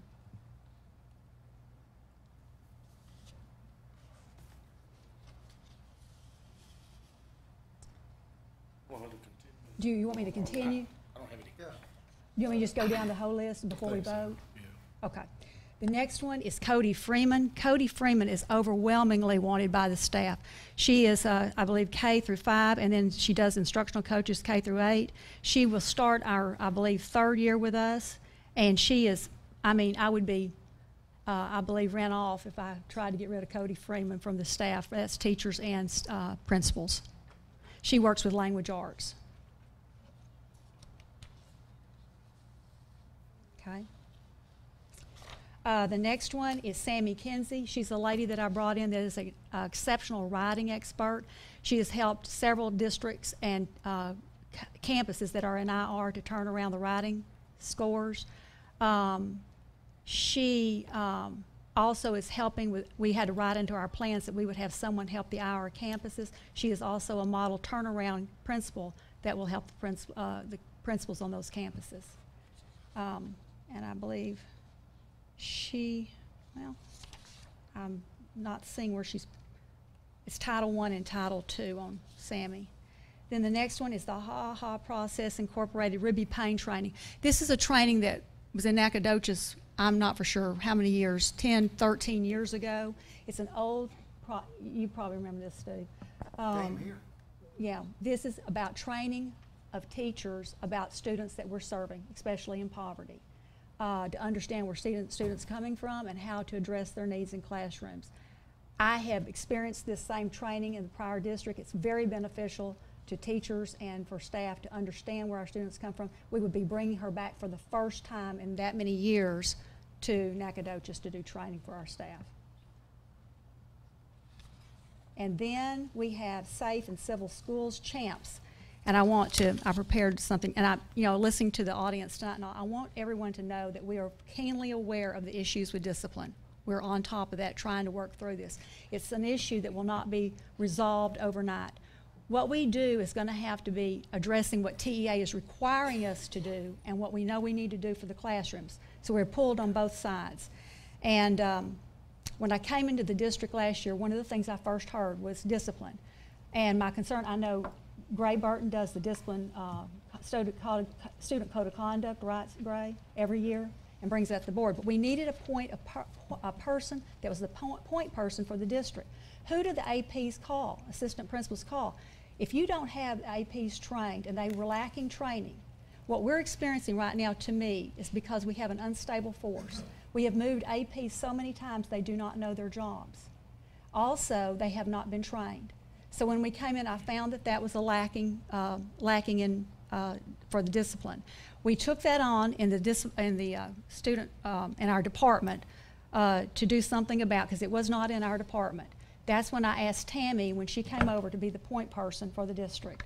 So during January, to catch everybody up, during the January board meeting, we provided an update on our internal audit for discipline and planning to overhaul our discipline program for the district. If you remember, I had a consultant here that I had worked with, that had worked with discipline for years. She went through all of our records to find out where we are on PEMS coding, which can get us seriously in trouble with the state, and making sure that our APs were up on the law. During that meeting, we discussed the need for training for both APs and teachers and provided understanding of what we are required to do by the state for discipline. During this year, we have met with APs each month to provide training and develop a district discipline matrix. When I came in, TEA was here visiting at that time. When they met with me in my office, I had to promise them we were going to come up, and I knew this was on the board because we have to do this in every district, a discipline matrix for the district. You also are required now to have a PBIS discipline plan or program in place, positive behavior intervention system. So we did not have that in place. And so we started working with APs to select a program, to have a philosophy, and the discipline matrix. We have succeeded in doing that. We are supposed to come back to you, I know, in July and give a full report on discipline to you on what we're going to do for next year. But I know for tonight, for CHAMPS, is what you're asking, what is CHAMPS? How does that connect to our discipline plan? After our consultant completed the audit, I asked Tammy Pankratz to become our district point person, and she's going to address with you how CHAMPS rolls into our discipline plan. She's been working with that with APs.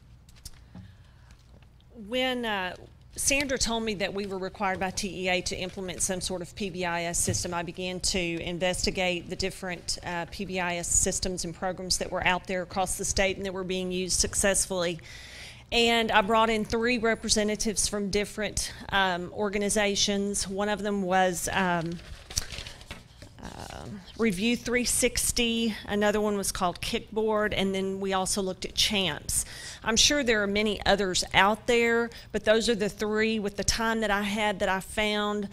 Took some suggestions from some assistant principals and some administrators who had seen some of these programs out there, and so that's where we started. And we, after the representatives came and we looked at those 3, we had the principals and the assistant principals here, and they voted on CHAMPS. They felt like CHAMPS would address the needs, or begin to address the needs that we have in this district. Now, CHAMPS is not a consequence-based program. That's not what PBIS is about. PBIS is more on the front end of student behavior and discipline. It's a positive behavior and intervention support system. It's more about setting up campus-wide and district-wide expectations. How do you act in the cafeteria? How do you act in the classroom? What is our noise level today? What is our movement today? Are you going to be allowed to get up and sharpen your pencils or go to the bathroom or ask a question? It's very specific on classroom expectations and the behaviors that should be seen for that day, for that activity, for that work that's going to take place in the classroom, but it is campus-wide, and the child will see it in every classroom by every teacher, and it will be very, very consistent. And hopefully then it will, cut down on some of the behaviors. If kids know when they can move and when they can talk and when they can do this and when they can do that, then that'll cut out some of the the issues that we're having. Now, we're still going, Champs also has a piece of their program which I'd like to bring in as a follow-up to this down the road in how to deal with those extreme behavior situations, those children that aren't responding to the expectations, the kids that aren't doing what an average kid may do and how an average kid may respond. So we'd like to bring that in later, but we have to get the basis first. It's an expensive program year one. However, we are pursuing the trainer of trainers model. We're training 150 teachers to begin with, and then each campus will send, for days 1 and 2, and then each campus will send 5 of their best teachers, administrators, campus leaders. We're letting the principals and the campuses choose those 5 people to send to days 3 and 4 to actually become trainers of trainers in the district so that we can sustain the program and it won't cost us this amount every year after this. We'll be able to hold the training sessions ourselves for incoming teachers, new teachers, and whenever we have turnover.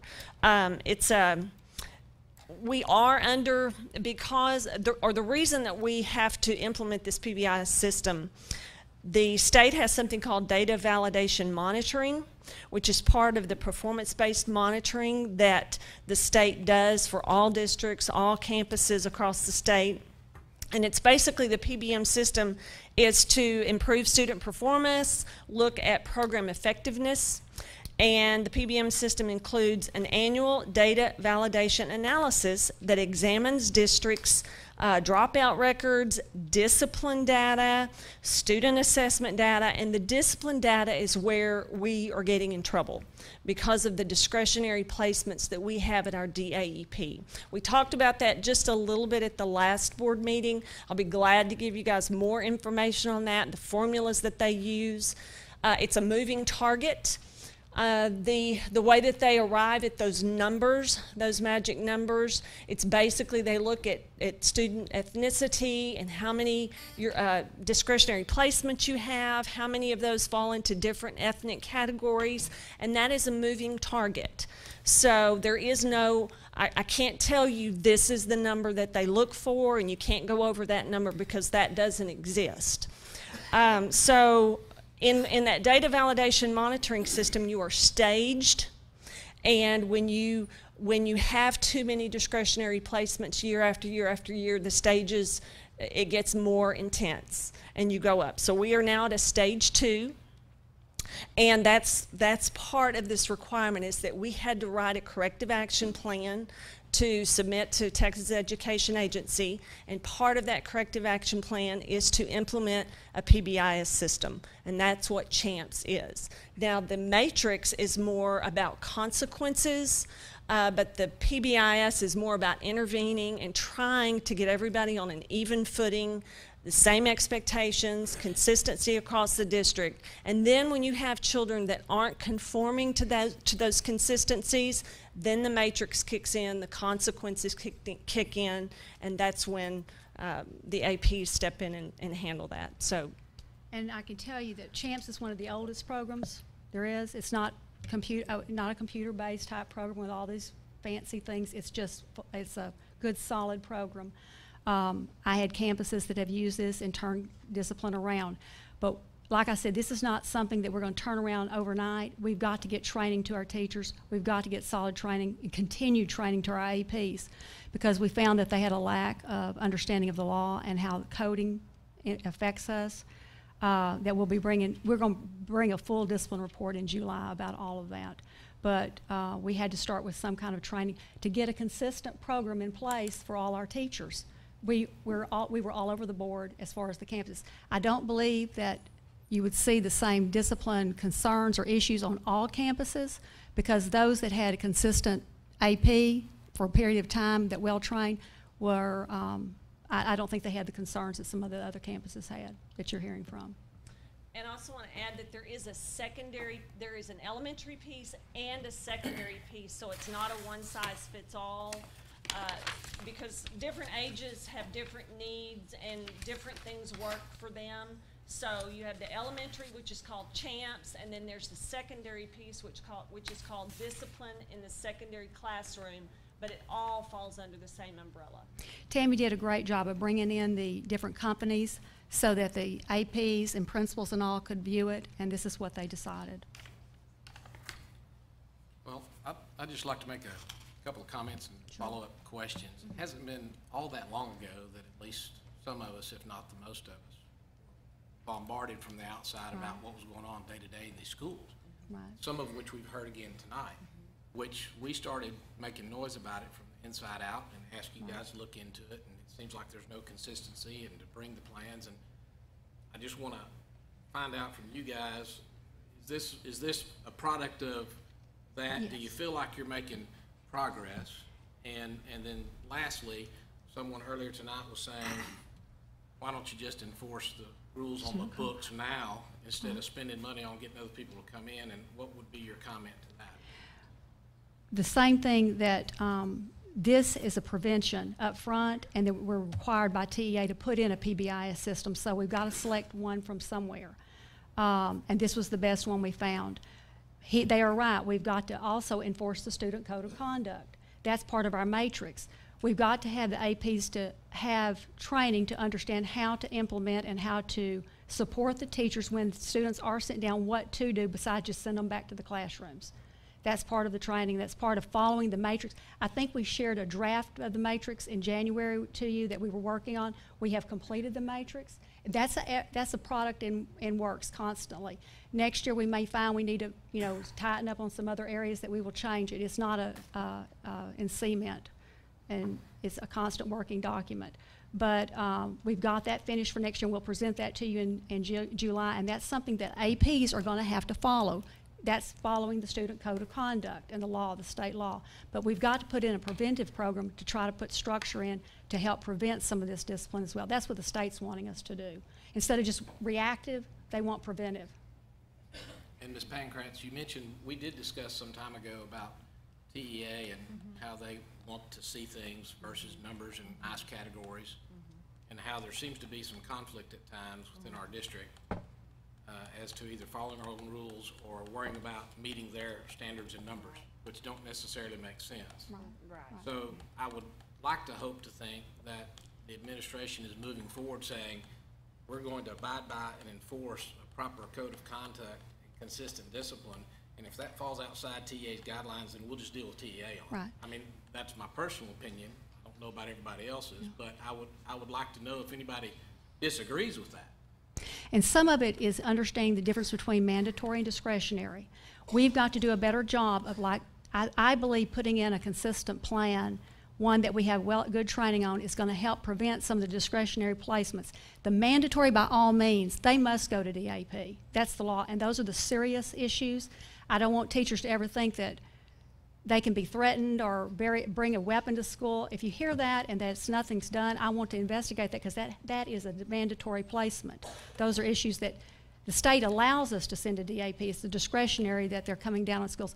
I truly believe that you're going to see, I shouldn't say this, but I'm going to go ahead and say it. In the near future, you're going to see the state come down and say there will be no discretionary placements from schools. They're cracking down on that because they're seeing, I don't feel like we're doing it, but I'm saying some districts have abused it so bad that now that's something they're coming down on, is the discretionary placement. So we'll have to see how that works. But at the same time, we've got to give support to the teachers in both training and support by the APs on what to do with discipline in the classrooms. So we're all about that. It's pulling at both ends, trying to satisfy both ends right now. When do you expect to do the training?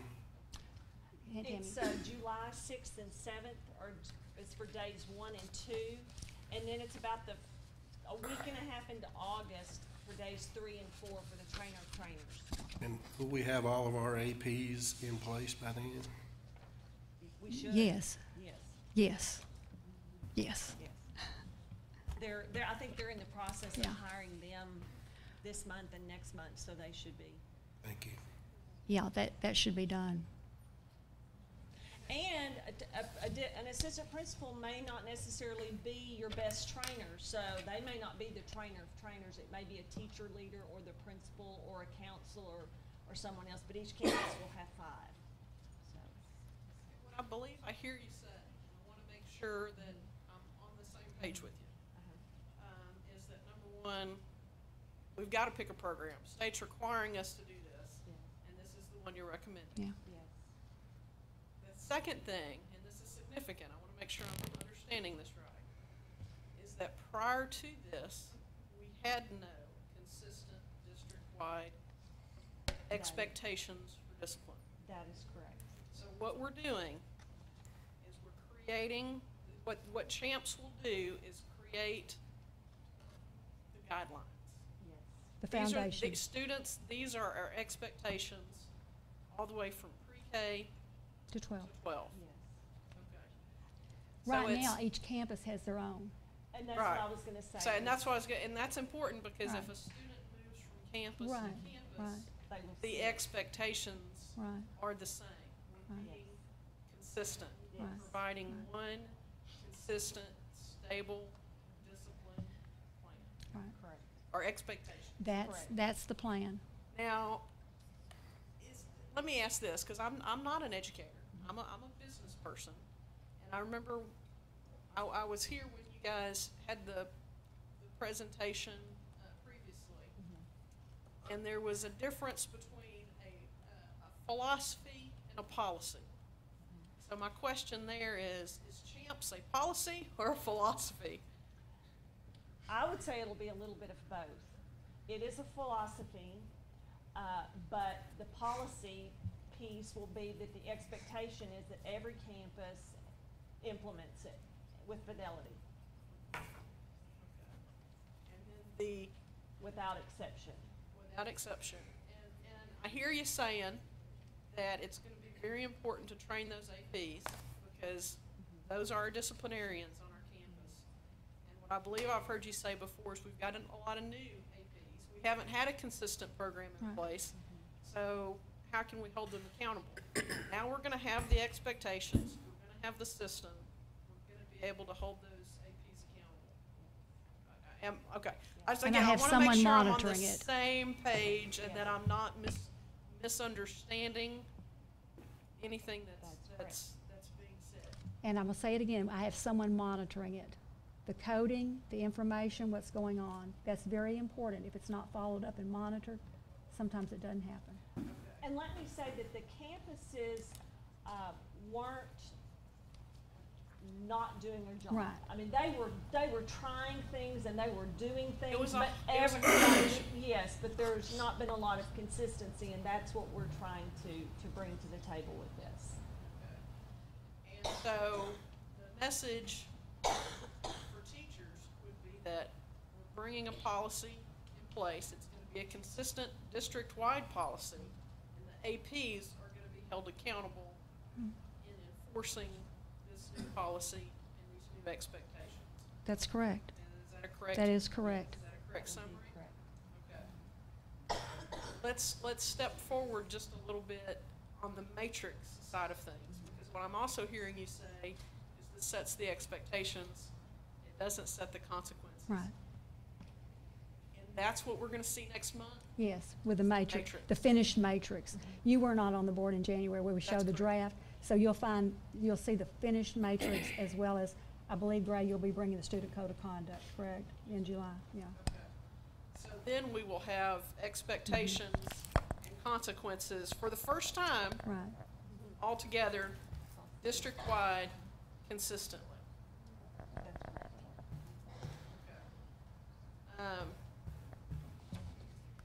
I know that there's probably some teachers in the audience. I'd love to open it up now that we've heard this, to see if there's any comments. I can't call it, oh, I think I can call on somebody and ask them.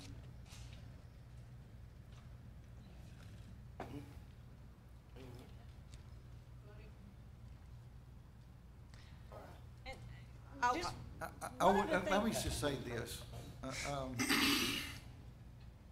I dealt with discipline for 30 years on campus. And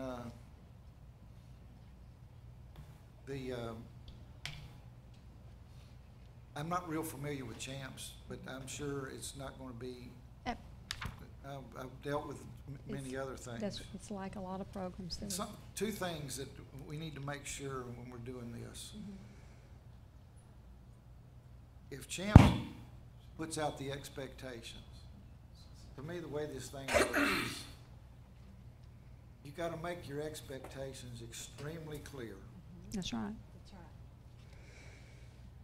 And that is only, when you say those expectations, it's only as good as what you, because if you say this is the expectation, but then somebody does something that doesn't reach that expectation and nothing happens, then you just change the expectation. That's right. Because now the expectation is not here, it's not what you said, it's what you actually accepted. That's right.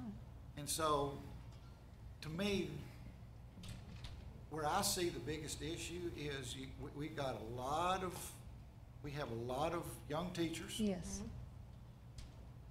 We have a lot of teachers out there who don't have a clear understanding of what they expect in a classroom. Right. And it's not their fault. I mean, they don't train them to do this at SFA or any of the colleges, I can tell you. They say they do, but they don't. But something's got to happen when they don't, when they don't do what you're expected. There's something's got to happen. Right. On the matrix side, we've got to expand our options. The reason we're getting all these dings over here is because all these little things keep happening and keep happening. That's and right. keep happening, and then finally we get fed up and we do the big thing. That's right. Something's got to happen and the back hammer there. falls, and we didn't deal with it on this end.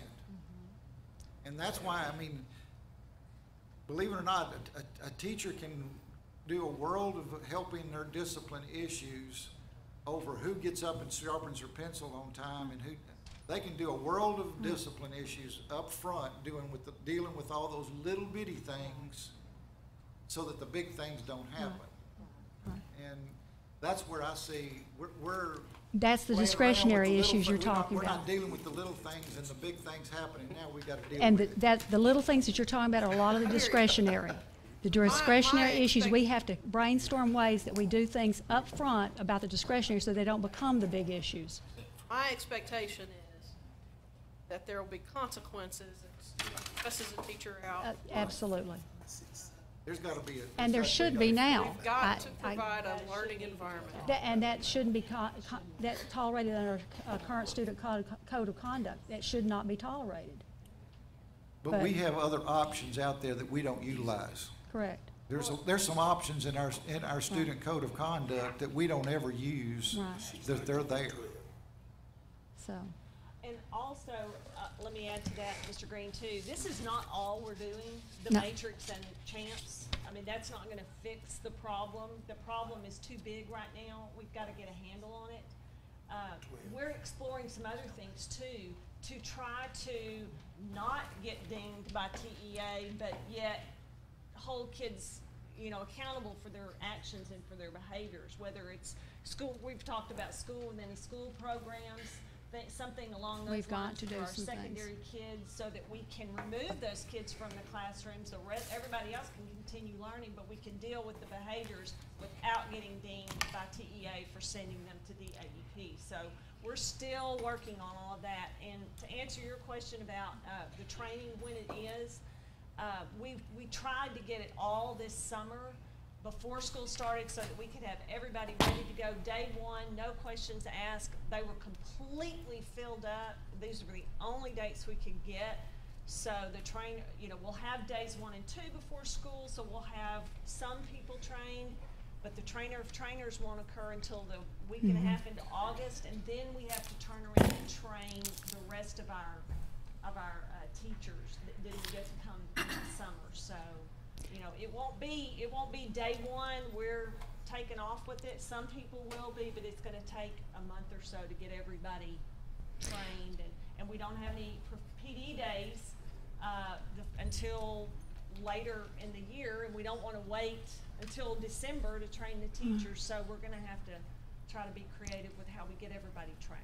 And one of the things you said, that we have a lot of 0, 1, 2 year teachers. They come in with a lack of experience on this very topic.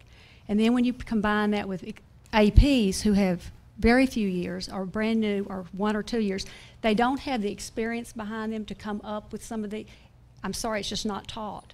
You know, it's not even taught in administration classes of what to do in these issues. That's why it's important that we meet to brainstorm ways like school within a school or something that we can come up with that we know we can provide support in getting those kids removed and yet not sending them to DAP for discretionary issues. Mandatory, they go. They go. Mr. President. Can I say one thing though? If people are interested in discipline, we are gonna have a workshop later in the summer with the board on just this topic. And the workshop is in a little bit different format where everybody has, it's a little, it's not in a board setting. And normally we don't have a lot of people that come to workshops, but it would be nice if we had some people that showed up at that workshop session when we do the discipline. I don't know exactly, it'll be sometime in July. And it'd be nice to have public. With that, I will turn it over to Mr. Reverend Irvin. I move we approve C 4, 5, 6, 7, and 12. And 8, I'm sorry. 8 and 12. C 4, 5, 6, 7, 8, and 12. Do I have a second? I'll second. All those in favor of, you've got the motion? All those in favor of accepting those purchases, raise your right hand. Okay, all those opposed? Okay, you get those? Okay. All right. We haven't taken action on B2. Oh, Business office reports. oh, we did not. We did not take action on B2. That was a budget amendment. But we were going to come back to that because she was going to make some corrections and come back to us with B2. That was on the amendment. On 1. Huh? You ready? We still need to take action on B2. Okay. Which is reports. Was that on B1? Yeah, hers is B1. Okay. Do I have a motion on B2? Do you have questions? No, sir. No more. We have a motion on B2?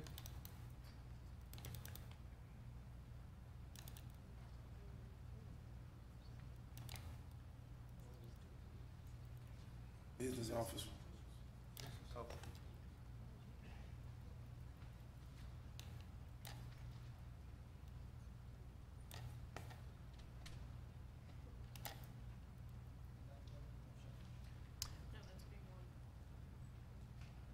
Pam, did you ask for 2 also? B1 and 2? Just B1. Just 1? Somebody asked for 2. I pulled 2. You pulled 2? No questions? Anybody have questions on B2? Trying to get a motion. I'll make a motion, we approve B2. Do I have a second? I second the motion. All those in favor of approving B2, raise your hand. Okay, now you ready for B1? I oppose it. You're opposed.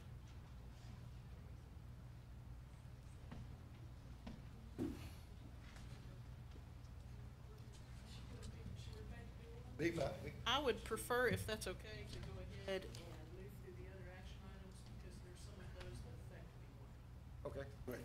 I'll remember the approval of the specific item. Gotcha. We will come back to B1 after we finish action item, at the end of action item. But Holly, remind me so I don't hit the. Okay. Now we are at action items.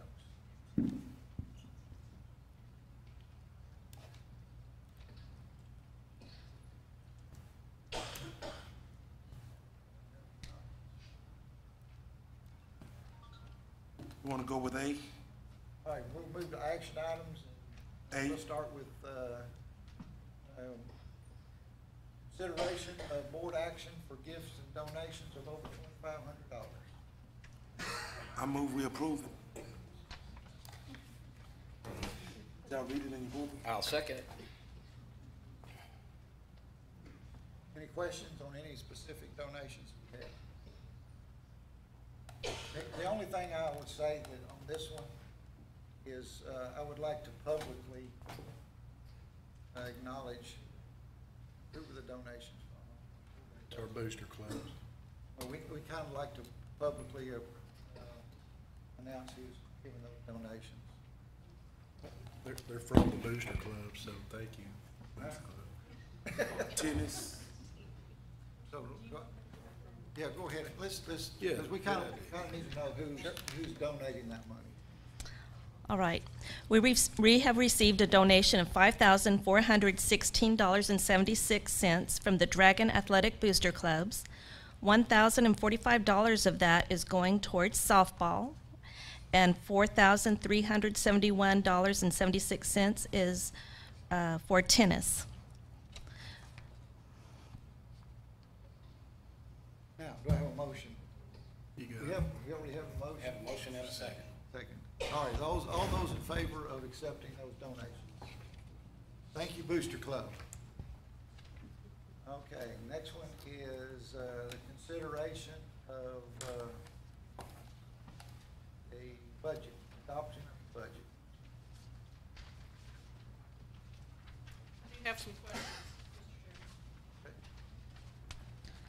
Chairman. You'll forgive me, I'm coming to the budget process. Does she need to do a presentation? Do you have something you need to present first, or you just want it ready for questions? That is up to you. I'll present again, or we can go straight to questions. We've had a chance to look at it. Question? Question? Questions good?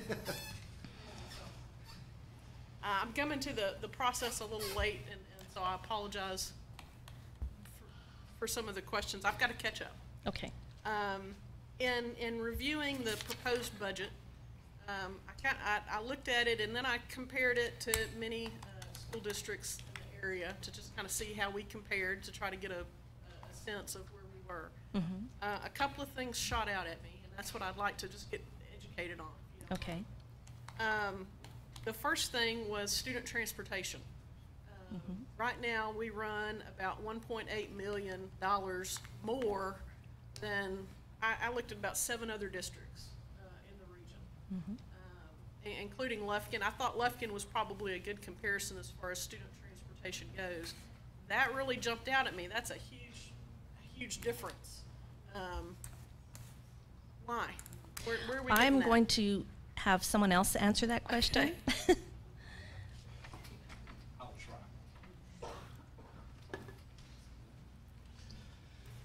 try. Well, I think when you look at, there's several things that happen in transportation, but a couple of costs are always the same. It's going to be your price for fuel, and then you're going to have your drivers, the number of routes. A lot of things go into that. There's also some things that we do here by policy and by procedure that other districts may not do. There's one thing called the 2-mile rule. There's actually a rule, a law in Texas, that if you want to, you can say anyone that lives within 2 miles of a school does not get provided transportation. We don't do that at Nacogdoches. We go to everyone's house. Use BQJ, for example. You can drive out the parking lot and you take a left and you're going to drop off right at an apartment complex. We do have some, elementary kids can be dropped at a location up to so many feet from their house, and junior high so many feet from their house, and high school. But we, for the most part, we're door to door. If we were to go with the 2-mile, and that's one of those things you have to balance. The services that you're providing for people, what you're doing for people. We could probably cut at least 9 routes off of our current transportation budget, and that's you consider just fuel and a driver, you're $280,000, $300,000 that we would save at that point. We also, with our magnet programs, we operate 4 buses for those. Plus, as you'd pointed out with Nettie, students that don't fit the program also are transported to other places. And up until this year, every student that was transferring, we would drop them off. This past year, we changed it to just the magnet students. So before we had the hub, which even cost more. We have dedicated routes for pre-K, which is a little more expensive. And then our Dragon Academy, our after-school program, basically we have 31 elementary routes. And this year, I guess it was for 5 months, we run every afternoon route twice because we take home the students that don't need it, and then there's enough, it's almost half of the population. So we run again the same routes again from each elementary school, and that is fuel, and that's I would say in total you're probably looking $600,000-$700,000 just on things that we're doing. Not that they aren't good, but that there's services that we're offering that maybe not necessarily have to be. We have at least 10 aides on buses, regular ed buses, to help with monitoring and other things, and that's 200. You know, we call it salary and benefits. That's $200,000 that we do there. Plus our fleet is we have 8 on regular routes buses that are over 16 years old, and if you look down at I don't know what you looked at on other sites, but when you start analyzing, it says other costs. A lot of that's parts and repairs and things like that we're trying to do. And the board's been gracious enough that in this budget we've been trying to replace that fleet. You know, next year $300,000 is going to be to buy 3 new buses. There's $1 million there if we just change those things and then we, you know, buy them buses. We hope that our new system that we're going to use, it actually does a route organizer for you. You can put the system in, it'll tell you the best way, the most effective, efficient way to get kids, you know, where they need to be. I feel like we're very efficient with what we do. I also feel like that we provide services that some districts don't provide. You know, so I'd be glad to look into it more, but I can just tell you right off the top of my head some things there that I know definitely affect our money that we spend in transportation. I would say that our staff there, the thing's probably smaller than a lot of places. We run 60 routes. We have 12 special education routes. You know, it's a pretty big operation. Moving forward, I would definitely like us to look at what we can do to bring that cost more in line with the regional average. I mean, I just, you know, Sure. and you're right, until you kind of dig in and really start analyzing it and taking a close look at it, but Right. that seems way out of proportion to me. Right. From a, you know, Sure. again, coming from you know, you just look for the outliers, and that's a huge outlier, and that's money that we're not able to invest in instruction. Right. Well, you know, part of that is instruction because that after-school program is for, we're trying to, and we knew when we started it, and I told Dr. Hayes and Dr. Knox, I said, if the worst-case scenario has happened, half of the kids, you know, are staying. So we run them all twice.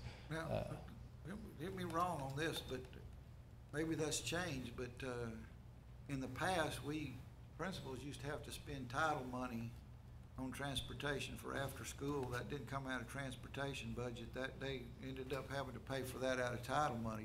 That doesn't happen anymore? The money for after school, for the Dragon Academy, our After-school district-wide, program. that program is in the transportation budget. Now, I don't know at the end of the year if we don't make that up some way, but it's the $3 million or whatever you're looking at, that is part of the transportation budget. That is student transportation. So campuses don't have to use title money any longer. It's a for district program. transportation. Yes, the campuses pay for transportation, so that helps offset the cost. But you still have to reflect that cost to transportation because we still have to pay the extra gas, the extra salaries. So you have a revenue source, but your expenses go up as well. Okay. So, and the budget reflects local money, state money, and title money. that are going into transportation? Well, when it comes into the general fund, it's local money. It comes out of title and comes into local money. And so it's reflected in our local revenues. Thank you. You understand? You didn't.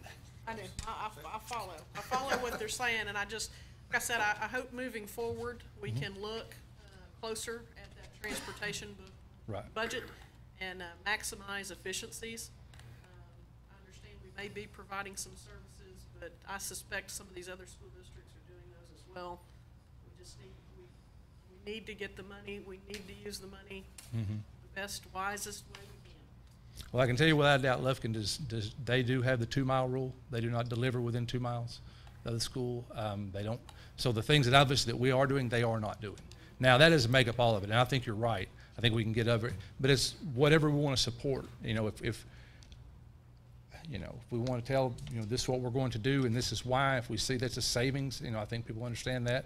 If not, sometimes it doesn't outweigh the service. And I'm not saying, I'm saying it would be nice to be able to put those numbers together. Right. To be able to make some educated decisions. Absolutely. That 2-mile rule's been in existence for 34 years, 35 years that I'm aware of. I mean, that means we've been picking them up for 30-something years.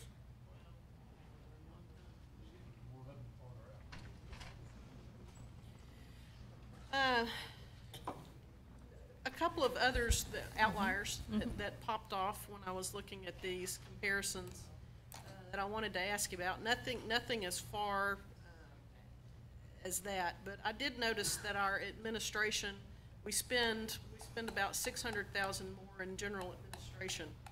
Can we pinpoint any idea why that is an outlier? Well, just a few minutes before the board meeting, I pulled up Lufkin's to see how they were, and we are $469,000 higher without delving into and having to do public information requests from them to find out things. But general administration consists of the business department, HR, communications, PEMS, and superintendent. It also our legal expenses, our audit expenses, insurance, all run through that. And some things that make a difference is that we may have higher paid or more experienced employees, or we may pay higher. I don't know. I mean, those are guesses without being able, I'd have to go, which I'm more than willing to do, go and look and find out what Lufkin happens to have theirs. Also, it may be that, like for instance, we code one of our superintendents totally to 41. They may code theirs to 21. I was curious if there could be anything like that. Yes, there could be, but that's all speculation on my part. Until I can ask them for information. All right. Well, we'll just keep an eye on that. Okay. All right. Thank you. Any other questions?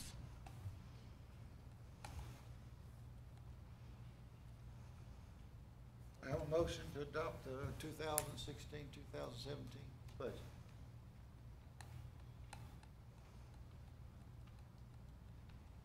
Were there some other categories you were concerned about before the? She covered my question.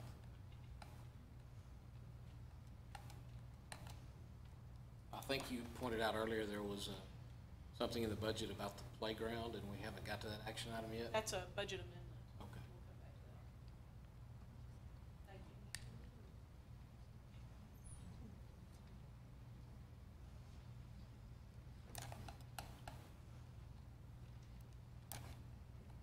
you. Adopt the budget.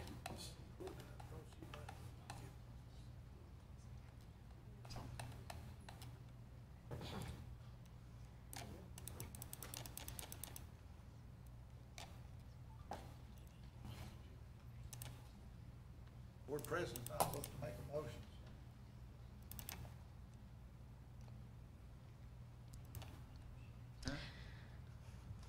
It is required by education code that the board must adopt a budget by June 30th.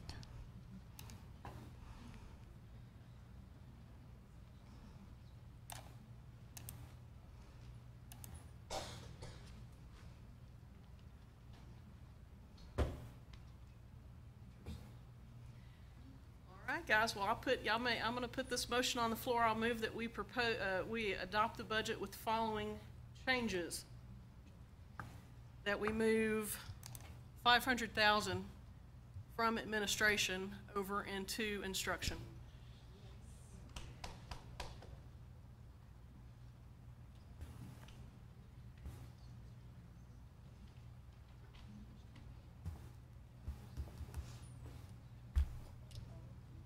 Have a motion.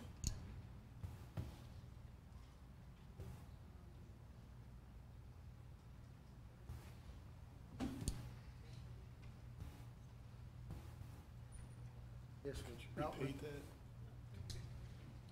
She's making a motion to approve the budget as long as $500,000 is moved from the current budget out of administration.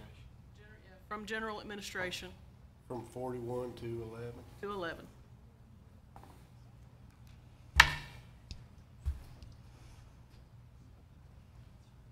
I'm afraid of that because how budget has been worked, budget workshop, how it's going to affect. Overall, I would like to see the numbers before. Well, we do have contracts to people that are funded out of 41 that we have to fund because they have contracts. I think it's a noble idea, but I think we don't know the repercussions of making that sort of move on such short notice as to legal commitments that we may already have. Well, but we have And a I motion. don't disagree, and that is part of my dilemma in that I'm coming to the table late. And we do have a motion, so we have to deal with it somehow. Well, it hasn't had a second. Oh, okay. If that's the way we do it. Yeah. I guess if without, that's the way we without deal a second, it would die. Yes. Now we have again, let's go back to, do we have a motion to adopt the adoption of the 2016, 2017 budget? I move, Brother President, that we adopt the 2016, 2017 budget. Do I have a second? If my understanding is correctly, we have to have one by law on the 30th. I'm going to move as a second. I'm going to suggest that any board members that have a problem with what's been proposed, that we work on that. Short notice or at a later day in order to comply with the deadline. If I can just interject, it is a living document, so y'all Yes, can that's my point. come back and amend until y'all are comfortable, even though we Right. adopt it, you can amend it as we go. Absolutely. Thank you, Mr. So we have a motion, a motion, and a second. We can amend the budget anytime we need to. All right, we have a motion on the floor of Mr. Reverend Irvin and a second by Mr. Smith. All those in favor of adopting the 2016, 2017 budget, raise your right hand. All those opposed? Adopt the budget on the two votes.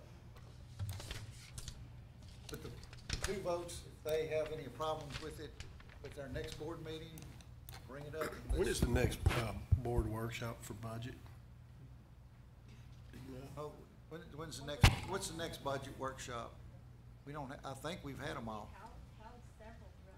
Well, I know, when's the, do you know when? January of 2017. That's the next one that's scheduled. Okay, thank you. We have to set the plan first. Goals. Okay. We have now, our turnaround plans.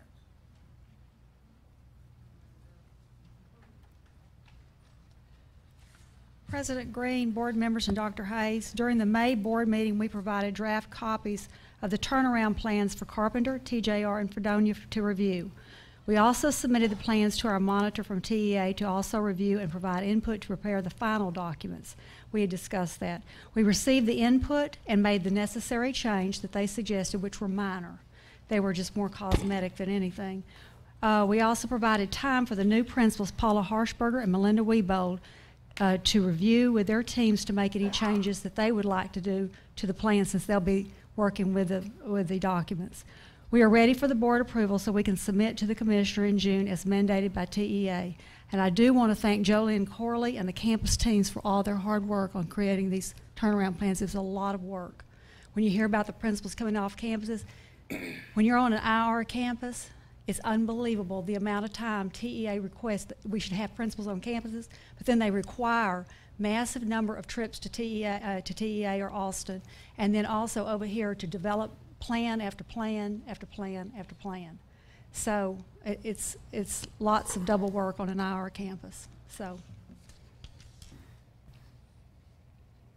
With this motion, I would like to recognize that hard work, but I would move to approve the final turnaround plan for Carpenter Early Childhood Center and Carpenter Elementary School, Fredonia Elementary School, and TJR Fine Arts Academy.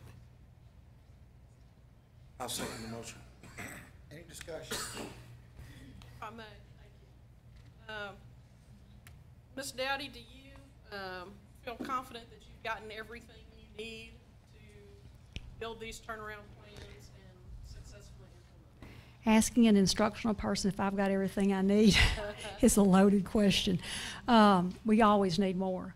But I feel like, and know that these plans cannot be changed for 2 years. Once we submit them and the commissioner accepts, we cannot change them for 2 years. So I feel like that what we have there, especially after the new principals have reviewed them with their teams, are adequate to go forth. And what we don't know at this time, like I said last time, once the commissioner gets and his group reviews them, we don't know what's going to happen there. So we're still waiting to see, are they going to send it back and say there's some other issues that they want to see. For now, though, this is adequate for us to start. Yes. On the, I believe it was the Carpenter, in the Carpenter turnaround plan, I noticed the addition of a behavioral specialist. Yes. Is that one position or two positions? One position. One position. And that is, the salary for that is, that's the correct salary reflected in the plan? I don't have that salary with me. Okay. It should be the, right. Okay. We have the person. Okay. Yeah, we have the person. Okay. That's one of them that we repurposed. Okay. Okay, that's correct. Okay, but that's for one. It concerned me a little bit, I think, that, and it just may be me, that the request for the other two campuses was well below that of Carpenter. Right. We're not underfunding what they need I- to be successful. I don't are believe we? so. No. And I've shared, and I will share in July when I give the academic plan that I would like to see roll out over the next years. I believe we're still going to have to, we don't have to have this in the plan. If we change people on the campuses, that doesn't have to be approved by the commissioner. It doesn't have to be in the plan. If we choose to change people on the campus and repurpose some positions, I would still like to see some new positions such as counselors for these areas, because we have high at-risk kids on these campuses, on all the campuses. But I would like to see more social workers, counselors, and I would like to see some extra help on those campuses. I mean, I believe that it's going to be needed. So this isn't saying that we can't add more. Absolutely. This is we're committing to. Right. And we have to be careful with what we commit to, because like I said, we have to do it then if it's in the plan and it's for 2 years. But we can certainly add staff. That doesn't tell us we can't do other things on the campus. So you've got some flexibility. Yes. Oh, absolutely. Absolutely. Are our three principals here tonight? Do I have Paula, Melinda, and James? James is back there, yeah. And Roxanne. I don't know if Roxanne, well, there she is in the back.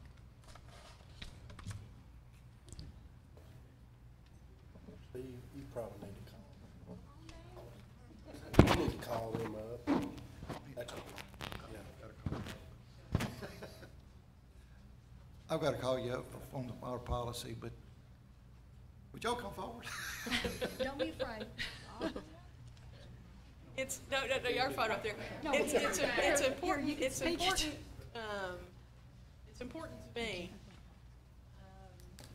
that we have that I'm making sure, we make sure, and I know it's important to everybody up here, I should say that we make sure that, you know, the principals are getting what they need, getting the teams in place and what they do. First, I want to thank you guys for the challenge, you know, taking on the challenge of an IR campus, and applaud you for that. I know it's an incredible amount of work.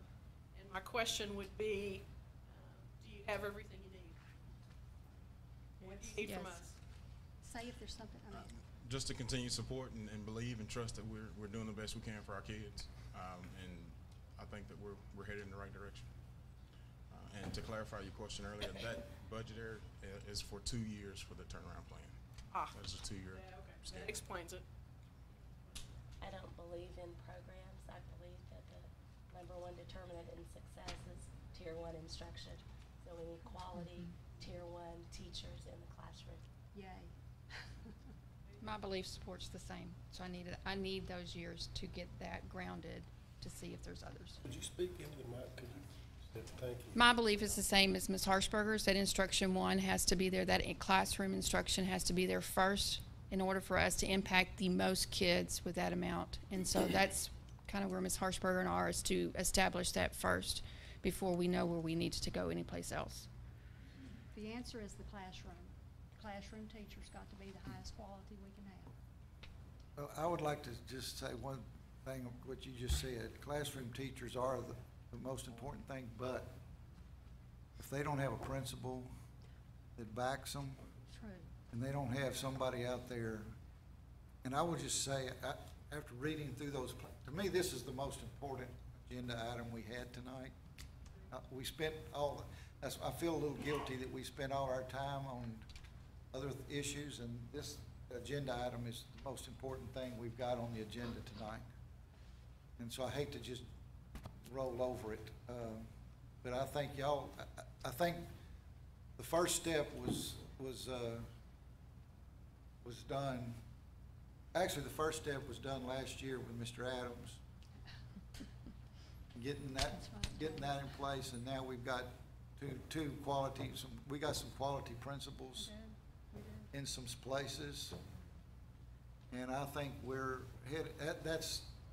That's bar none the most important thing, and then a quality principal will keep quality teachers. Right. And sustaining them, keeping them here in those areas. We do appreciate the turnaround in the academics and statistics at Carpenter since it's been changed. We do appreciate, that has not gone unnoticed. We appreciate that and hope it continues. And, you know, what you guys do and ladies do, it passes it right on up to the middle schools and high schools. Thank you. And I will tell you, I do have some experience with the other 2 ladies, and we've got some quality folks, good folks. I want to add this about our campuses. Last year at this time when I was here, I first came in, I was very worried we were going to find teachers for all the positions we had. We had 75% turnover at Fredonia, for example, and massive turnover at Carpenter. With the principles we have put in place and the recruitment of teachers, we brought back some teachers that left, and we do not have those openings that we had last year. They have staffed very well this year. So I'm very proud of that. Thank you.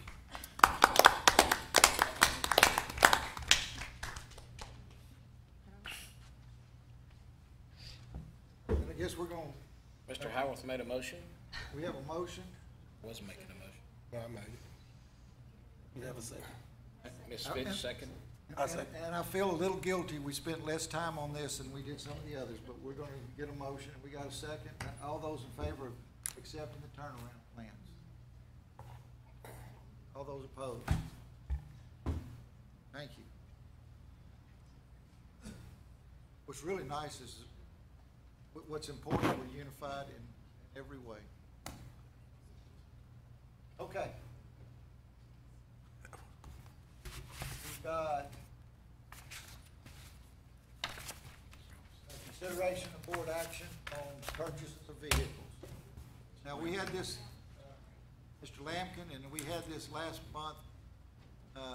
We sent it back, I guess, for reevaluation. Or some added bids that he got. Good evening, President Green, board members, Dr. Hayes. I'm coming before you tonight once again to ask that you approve the purchase of 2 vehicles for transportation. With the transportation facility, we provide transportation vehicles for staff and students to travel to travel in. Right now, we have 4 vehicles that we use. Actually, we're down to 3 because we have 1 vehicle that I do not feel safe sending teachers, students, and out in. We've had numerous problems with that vehicle, and I just doesn't feel safe sending it out. And I feel like that we need to figure out, replace that 1 vehicle. With the replacing of that, actually what I'm looking at trying to do is replace 1 by trading in 1 and buying an extra vehicle. What that would do is that actually that would give us 5 vehicles. A lot of times we have teachers and staff that travel, and they may just have 1 or 2 teachers traveling, where that we send a large expedition or Suburban, where we, with the Yukon, we can send that 1 smaller vehicle.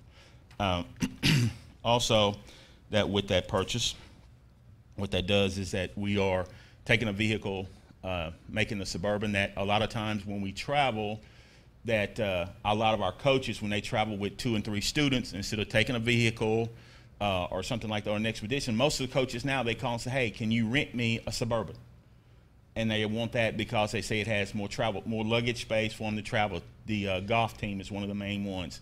Ms. Summers had a group that went to cosmetology in June in Houston, and we had to send 2 expeditions for a week. If we'd had a Suburban, we could have just sent 1 vehicle for the kids to go with all their everything that they needed, students and everything.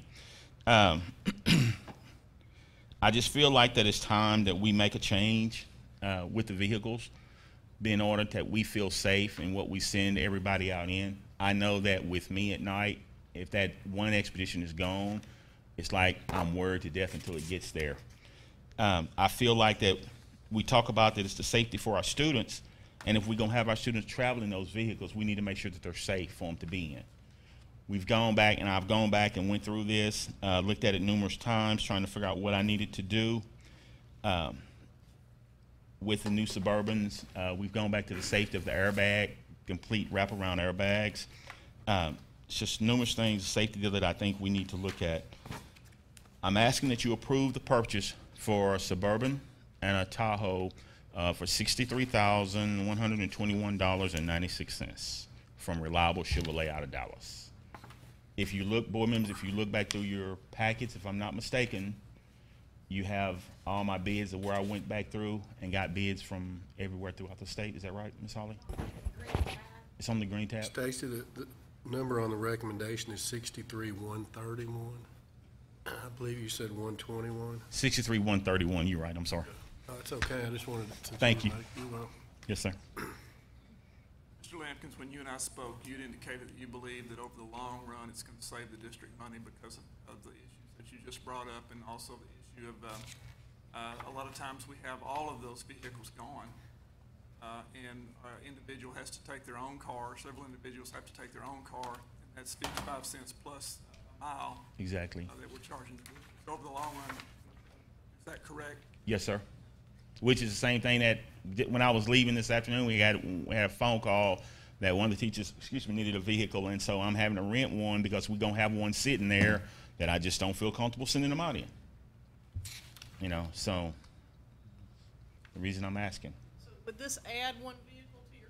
Yes, ma'am. To your student transportation? Yes, ma'am. We have 3 expeditions, 1 Suburban, and a Tahoe. So this would be your only Suburban? Yes, ma'am. This, okay. It'd be the only Suburban. So you just have 1 Suburban in your fleet? Yes, sir. This will be the first Suburban the district has ever owned. We'll have the Suburban and 3 expeditions and 1 Tahoe.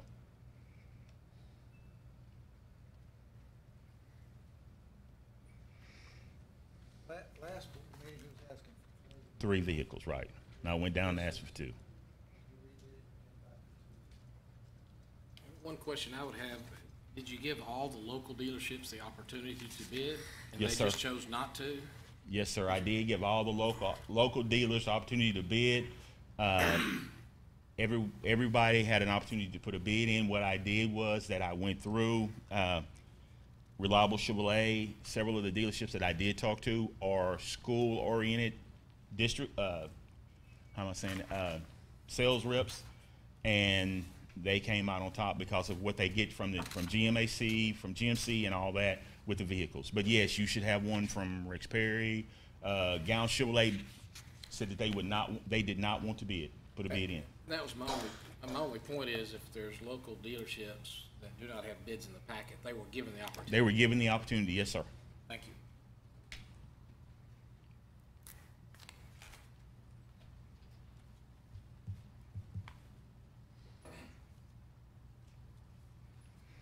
Mr. President, I make a motion that we purchase the new vehicles at $63,131.96.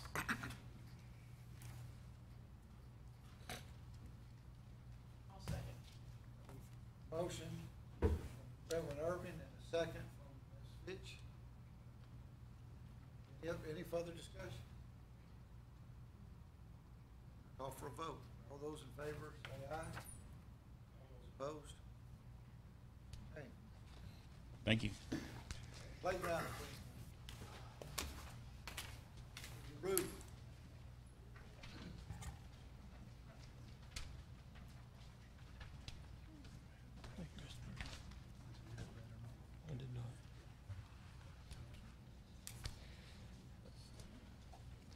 Good evening, President Green, board members, Dr. Hayes. You have before you a request for $81,979.96 for playground renovations. That does not involve the purchase of any equipment. It involves strictly the cleaning up and fixing up of what we have. I brought this forward and have realized just this evening that I did not bring forward all the pieces. I may need some guidance from Dr. Knox. What this $81,979 does is secure a contractor who would come in and do the approved renovations to get us up to snuff. When we began bidding this process and going out on the market to see what we could get, prices were coming in at $140, $150, $160, and we tried to figure out how we could drive that down and realized that a big part of what they were charging us for is the playground mulch, which is produced 3 miles outside of town at Barely Bark. And we realized that we didn't need to run that through their books, that we could provide that as a local, not match, but local vendor, local supplier. So that's how we bid the playground project, and then I neglected to include an action item for $25,000 for Barely Bark for the needed mulch and supplies for this project. So that's where I'm at, and I'm sorry for that. I need guidance from somebody. Mr. President, I'd recommend that you go ahead and vote on this action item. While you're in executive session, we'll prepare the other item. You can't vote on it, but we can at least show it to you. Well, here's what I'm looking at is the last step you're going to be doing in the project is putting down the. Yeah, at your next meeting, I would bring forward the next request. I give this as information because I don't want to come forward to the next meeting and you say, well, we approved playgrounds at the last meeting.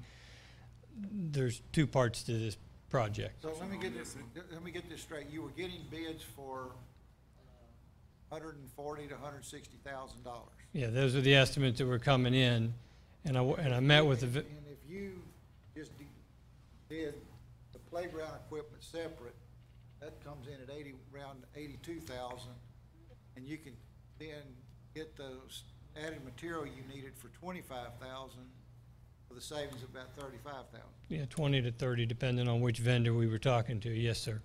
But they're just not running it through their books. We would still have to seek free bids on the mulch because CH Local says anything over 3,000, you have to get free bids. the problem gets a little grayer than that. I'm sorry that the playground mulch created by Barely Bulk is a nationally approved playground safe material, so it's a single source vendor. I know this is not the night to probably bring a complicated subject up. I'm sorry. It looks like what we're asking the board to do is to take action on the item that's in their board book, and then in July, we will bring back the mulch purchase greater than $10,000. Right, at the next available meeting. I was just My question would be- full disclosure. Are there plans set already to start the work with the playground equipment, or is whatever you're gonna purchase? I mean, you can't install it until the. Again, this does not involve installation of any, with the exception of one swing set. This is basically just going to clean up at 6 different school sites, multiple sites on each campus.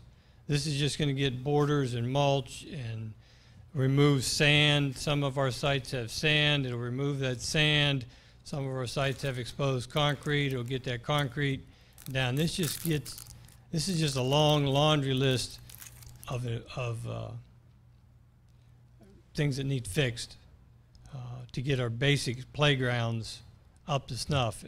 At the end of the summer, several of our playgrounds will actually have less equipment, some of which does not meet code and should be removed. Is this something that's done every summer? No, ma'am. This is something that hasn't been done. I can't speak when it was last done.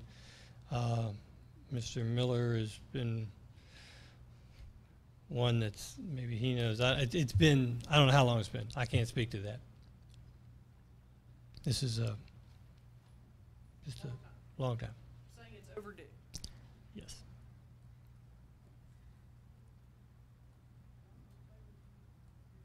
For 6 campuses, 6 elementary campuses. 6 elementary campuses. Most of them have multiple sites, with the exception of TJR, which has one massive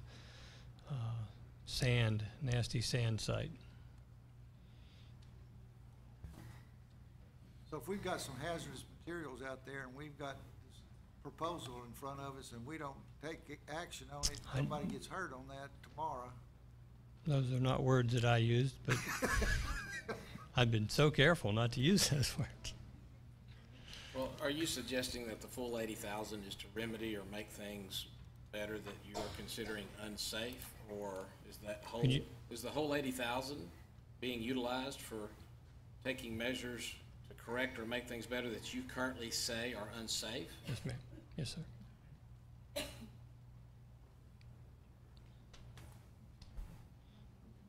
an easy way to get something passed.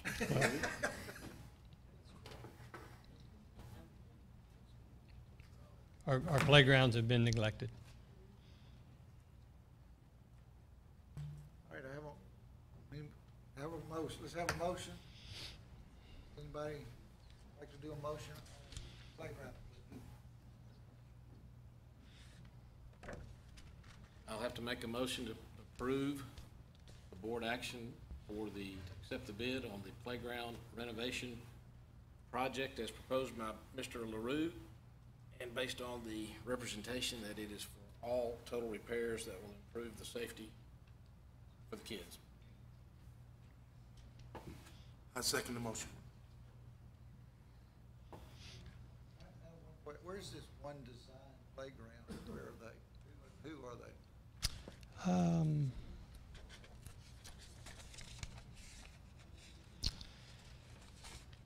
We had several people bid, a total of 8 playground people interested. Only 2 showed up at the bid. And I'm looking for their address. I have their email. I'm sorry, I don't have their address. It's a 972 number. It's a Texas company. Where? Yeah, somewhere in Texas. I'm sorry, I don't have they came to me. I didn't have to go to them. All right, we got a motion on the floor in a second. All those in favor of playground equipment improvement? Okay. Thank you. Can we check the references? Yes. Thanks. Consideration of board bids for the technical training. Is that you too, Mr. LaRue? I'll try this. Plumbing is more my thing. I can. What you have before you on page 278, at the Technical Training Center, we have a line. We've actually had to close the bathroom in the building at one portion because we have a line that's not usable, and it's actually in the middle of our lobby area that we have to get to fix. So we've gone out to bid to get someone to come in. They're going to have to actually take concrete up and replace some pipe and then put that back down in order to restore our ability to use the restrooms at a portion of that facility. And I think, if I'm not mistaken, the restrooms are in the hallway where our students are at currently. So bringing a recommendation, we'd taken the bids. We had the bids selected from TCMC, who's actually the ones who've done the renovation work on the project, a bid of $15,750 to repair the plumbing at the Technical Training Center. Is that new plumbing or? It was existing plumbing, and it started having issues. And go ahead, Ralph. It was existing plumbing. Can you come to the one? I can. Sorry. Thank you very much. It was existing plumbing. It does not do well with solids. Here we go. So is this one of the bathrooms or the only bathroom? No, the large gang bathrooms are on a new line that's was not there. It's a brand new plastic line. This is two restrooms up the hallway, primarily used by staff and adults. Was this something that should have been caught during the renovations? I wouldn't say something that should have been caught. Whenever you approach the reuse of an existing structure, there's multiple ways to approach it. I would lean toward the don't reuse any old plumbing that's not plastic. This is some old plumbing that's not plastic, but there's a lot of good old cast plumbing out there that probably work for another 100 years. The issue with this plumbing that is being utilized is it runs through the middle of the building. To not utilize it would have resulted in running a new line a lot more footage outside the building, turn and turn and turn. It would have been a very lengthy run to eliminate it. They erred on the side of using it, and here we are. And are we just tearing it up to fix one bad spot and connecting to other old spots, or are you rerunning it a whole new route? We are digging a hole in the middle of the lobby to get to what we hope is the one bad section. And then fix it and connect it, leave it connected to other bad sections? Leave it connected to old pipe, yes, sir. What's the difference in the cost of doing that versus running it the longer route? We did not bid the other route.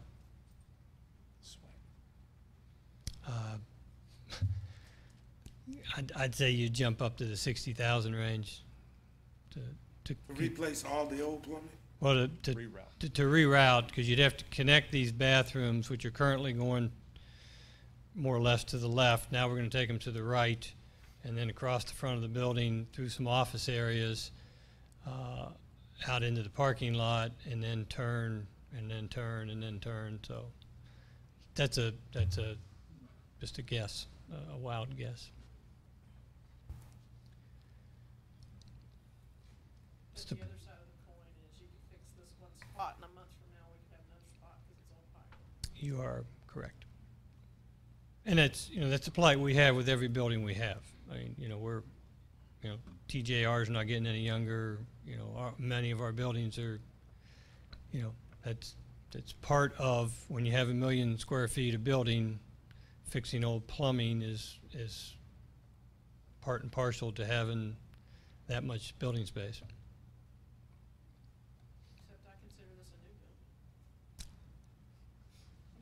New to us, yes.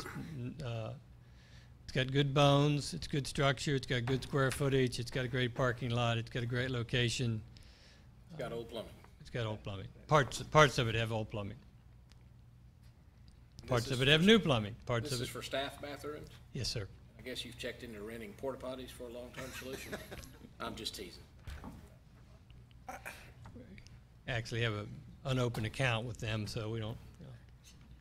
I would be interested in seeing what it would cost to replace all the old plumbing in fear that this month we spend $15,750, and then in August we're faced with the same problem with some more old plumbing. I don't know if it would be cost effective to wait till it happened or, just replace it all while we have the hole dug. I don't know. I certainly err on the side of new plumbing, but it's a lot more money and not something that's going to happen this summer. Which And it's not, and we can't really open a hole and pull the line. We're going to have to open up where the line goes and pull it up. So instead of an area, we're going to be doing across the entire building to that point. I'm just trying to get a picture.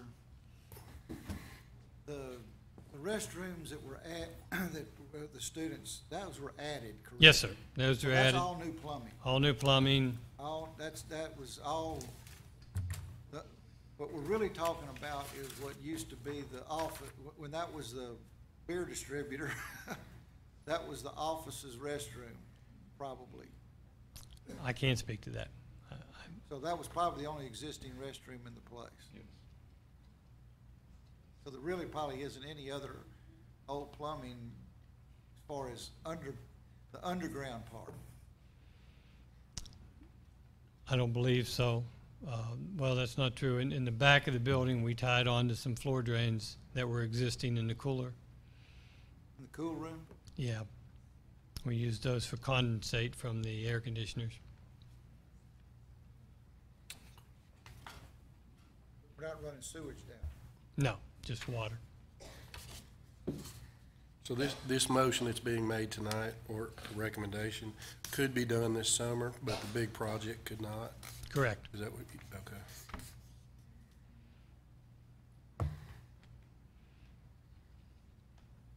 I guess according to Steve, it's only one restroom that's old.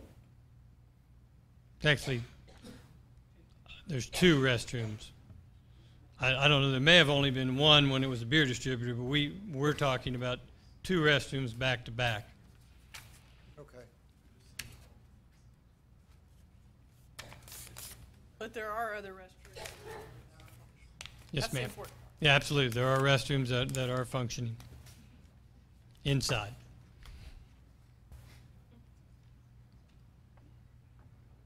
Okay.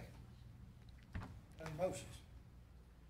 I move to approve the recommendation to accept TC, excuse me, I blew it up so I could read it, TCMC commercial bid for the plumbing repair to TTC at a price of $15,750.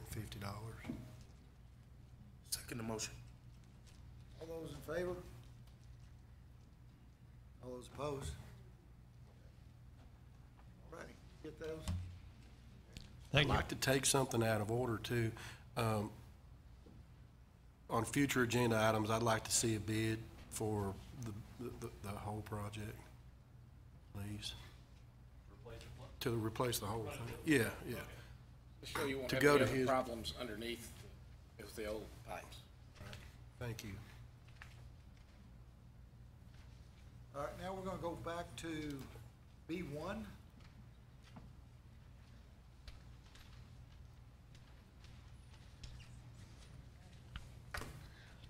I apologize for that mistake, and I'm going to present to you an amendment to the budget amendments. On page 48, for you, please change function 34 for the amount of increase to be $306,000. Which letter is that? You. You.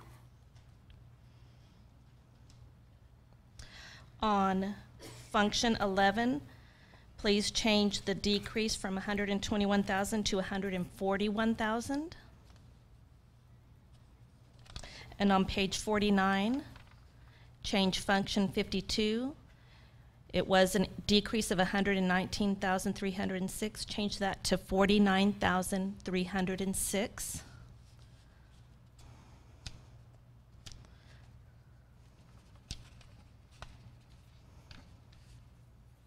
What letter was that one? It's all U. All you? Mm-hmm. And it's split between functions.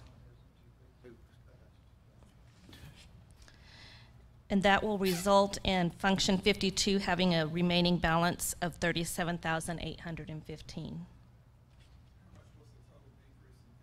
40,000 in 52. It was 70,000.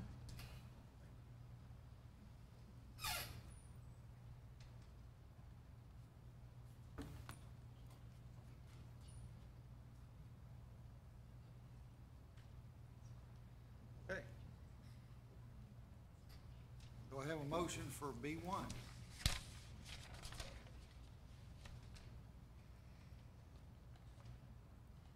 make the motion to approve the budget amendment. As amended. Do I have a second? I'll second it. Smith, 6 seconds. All those in favor?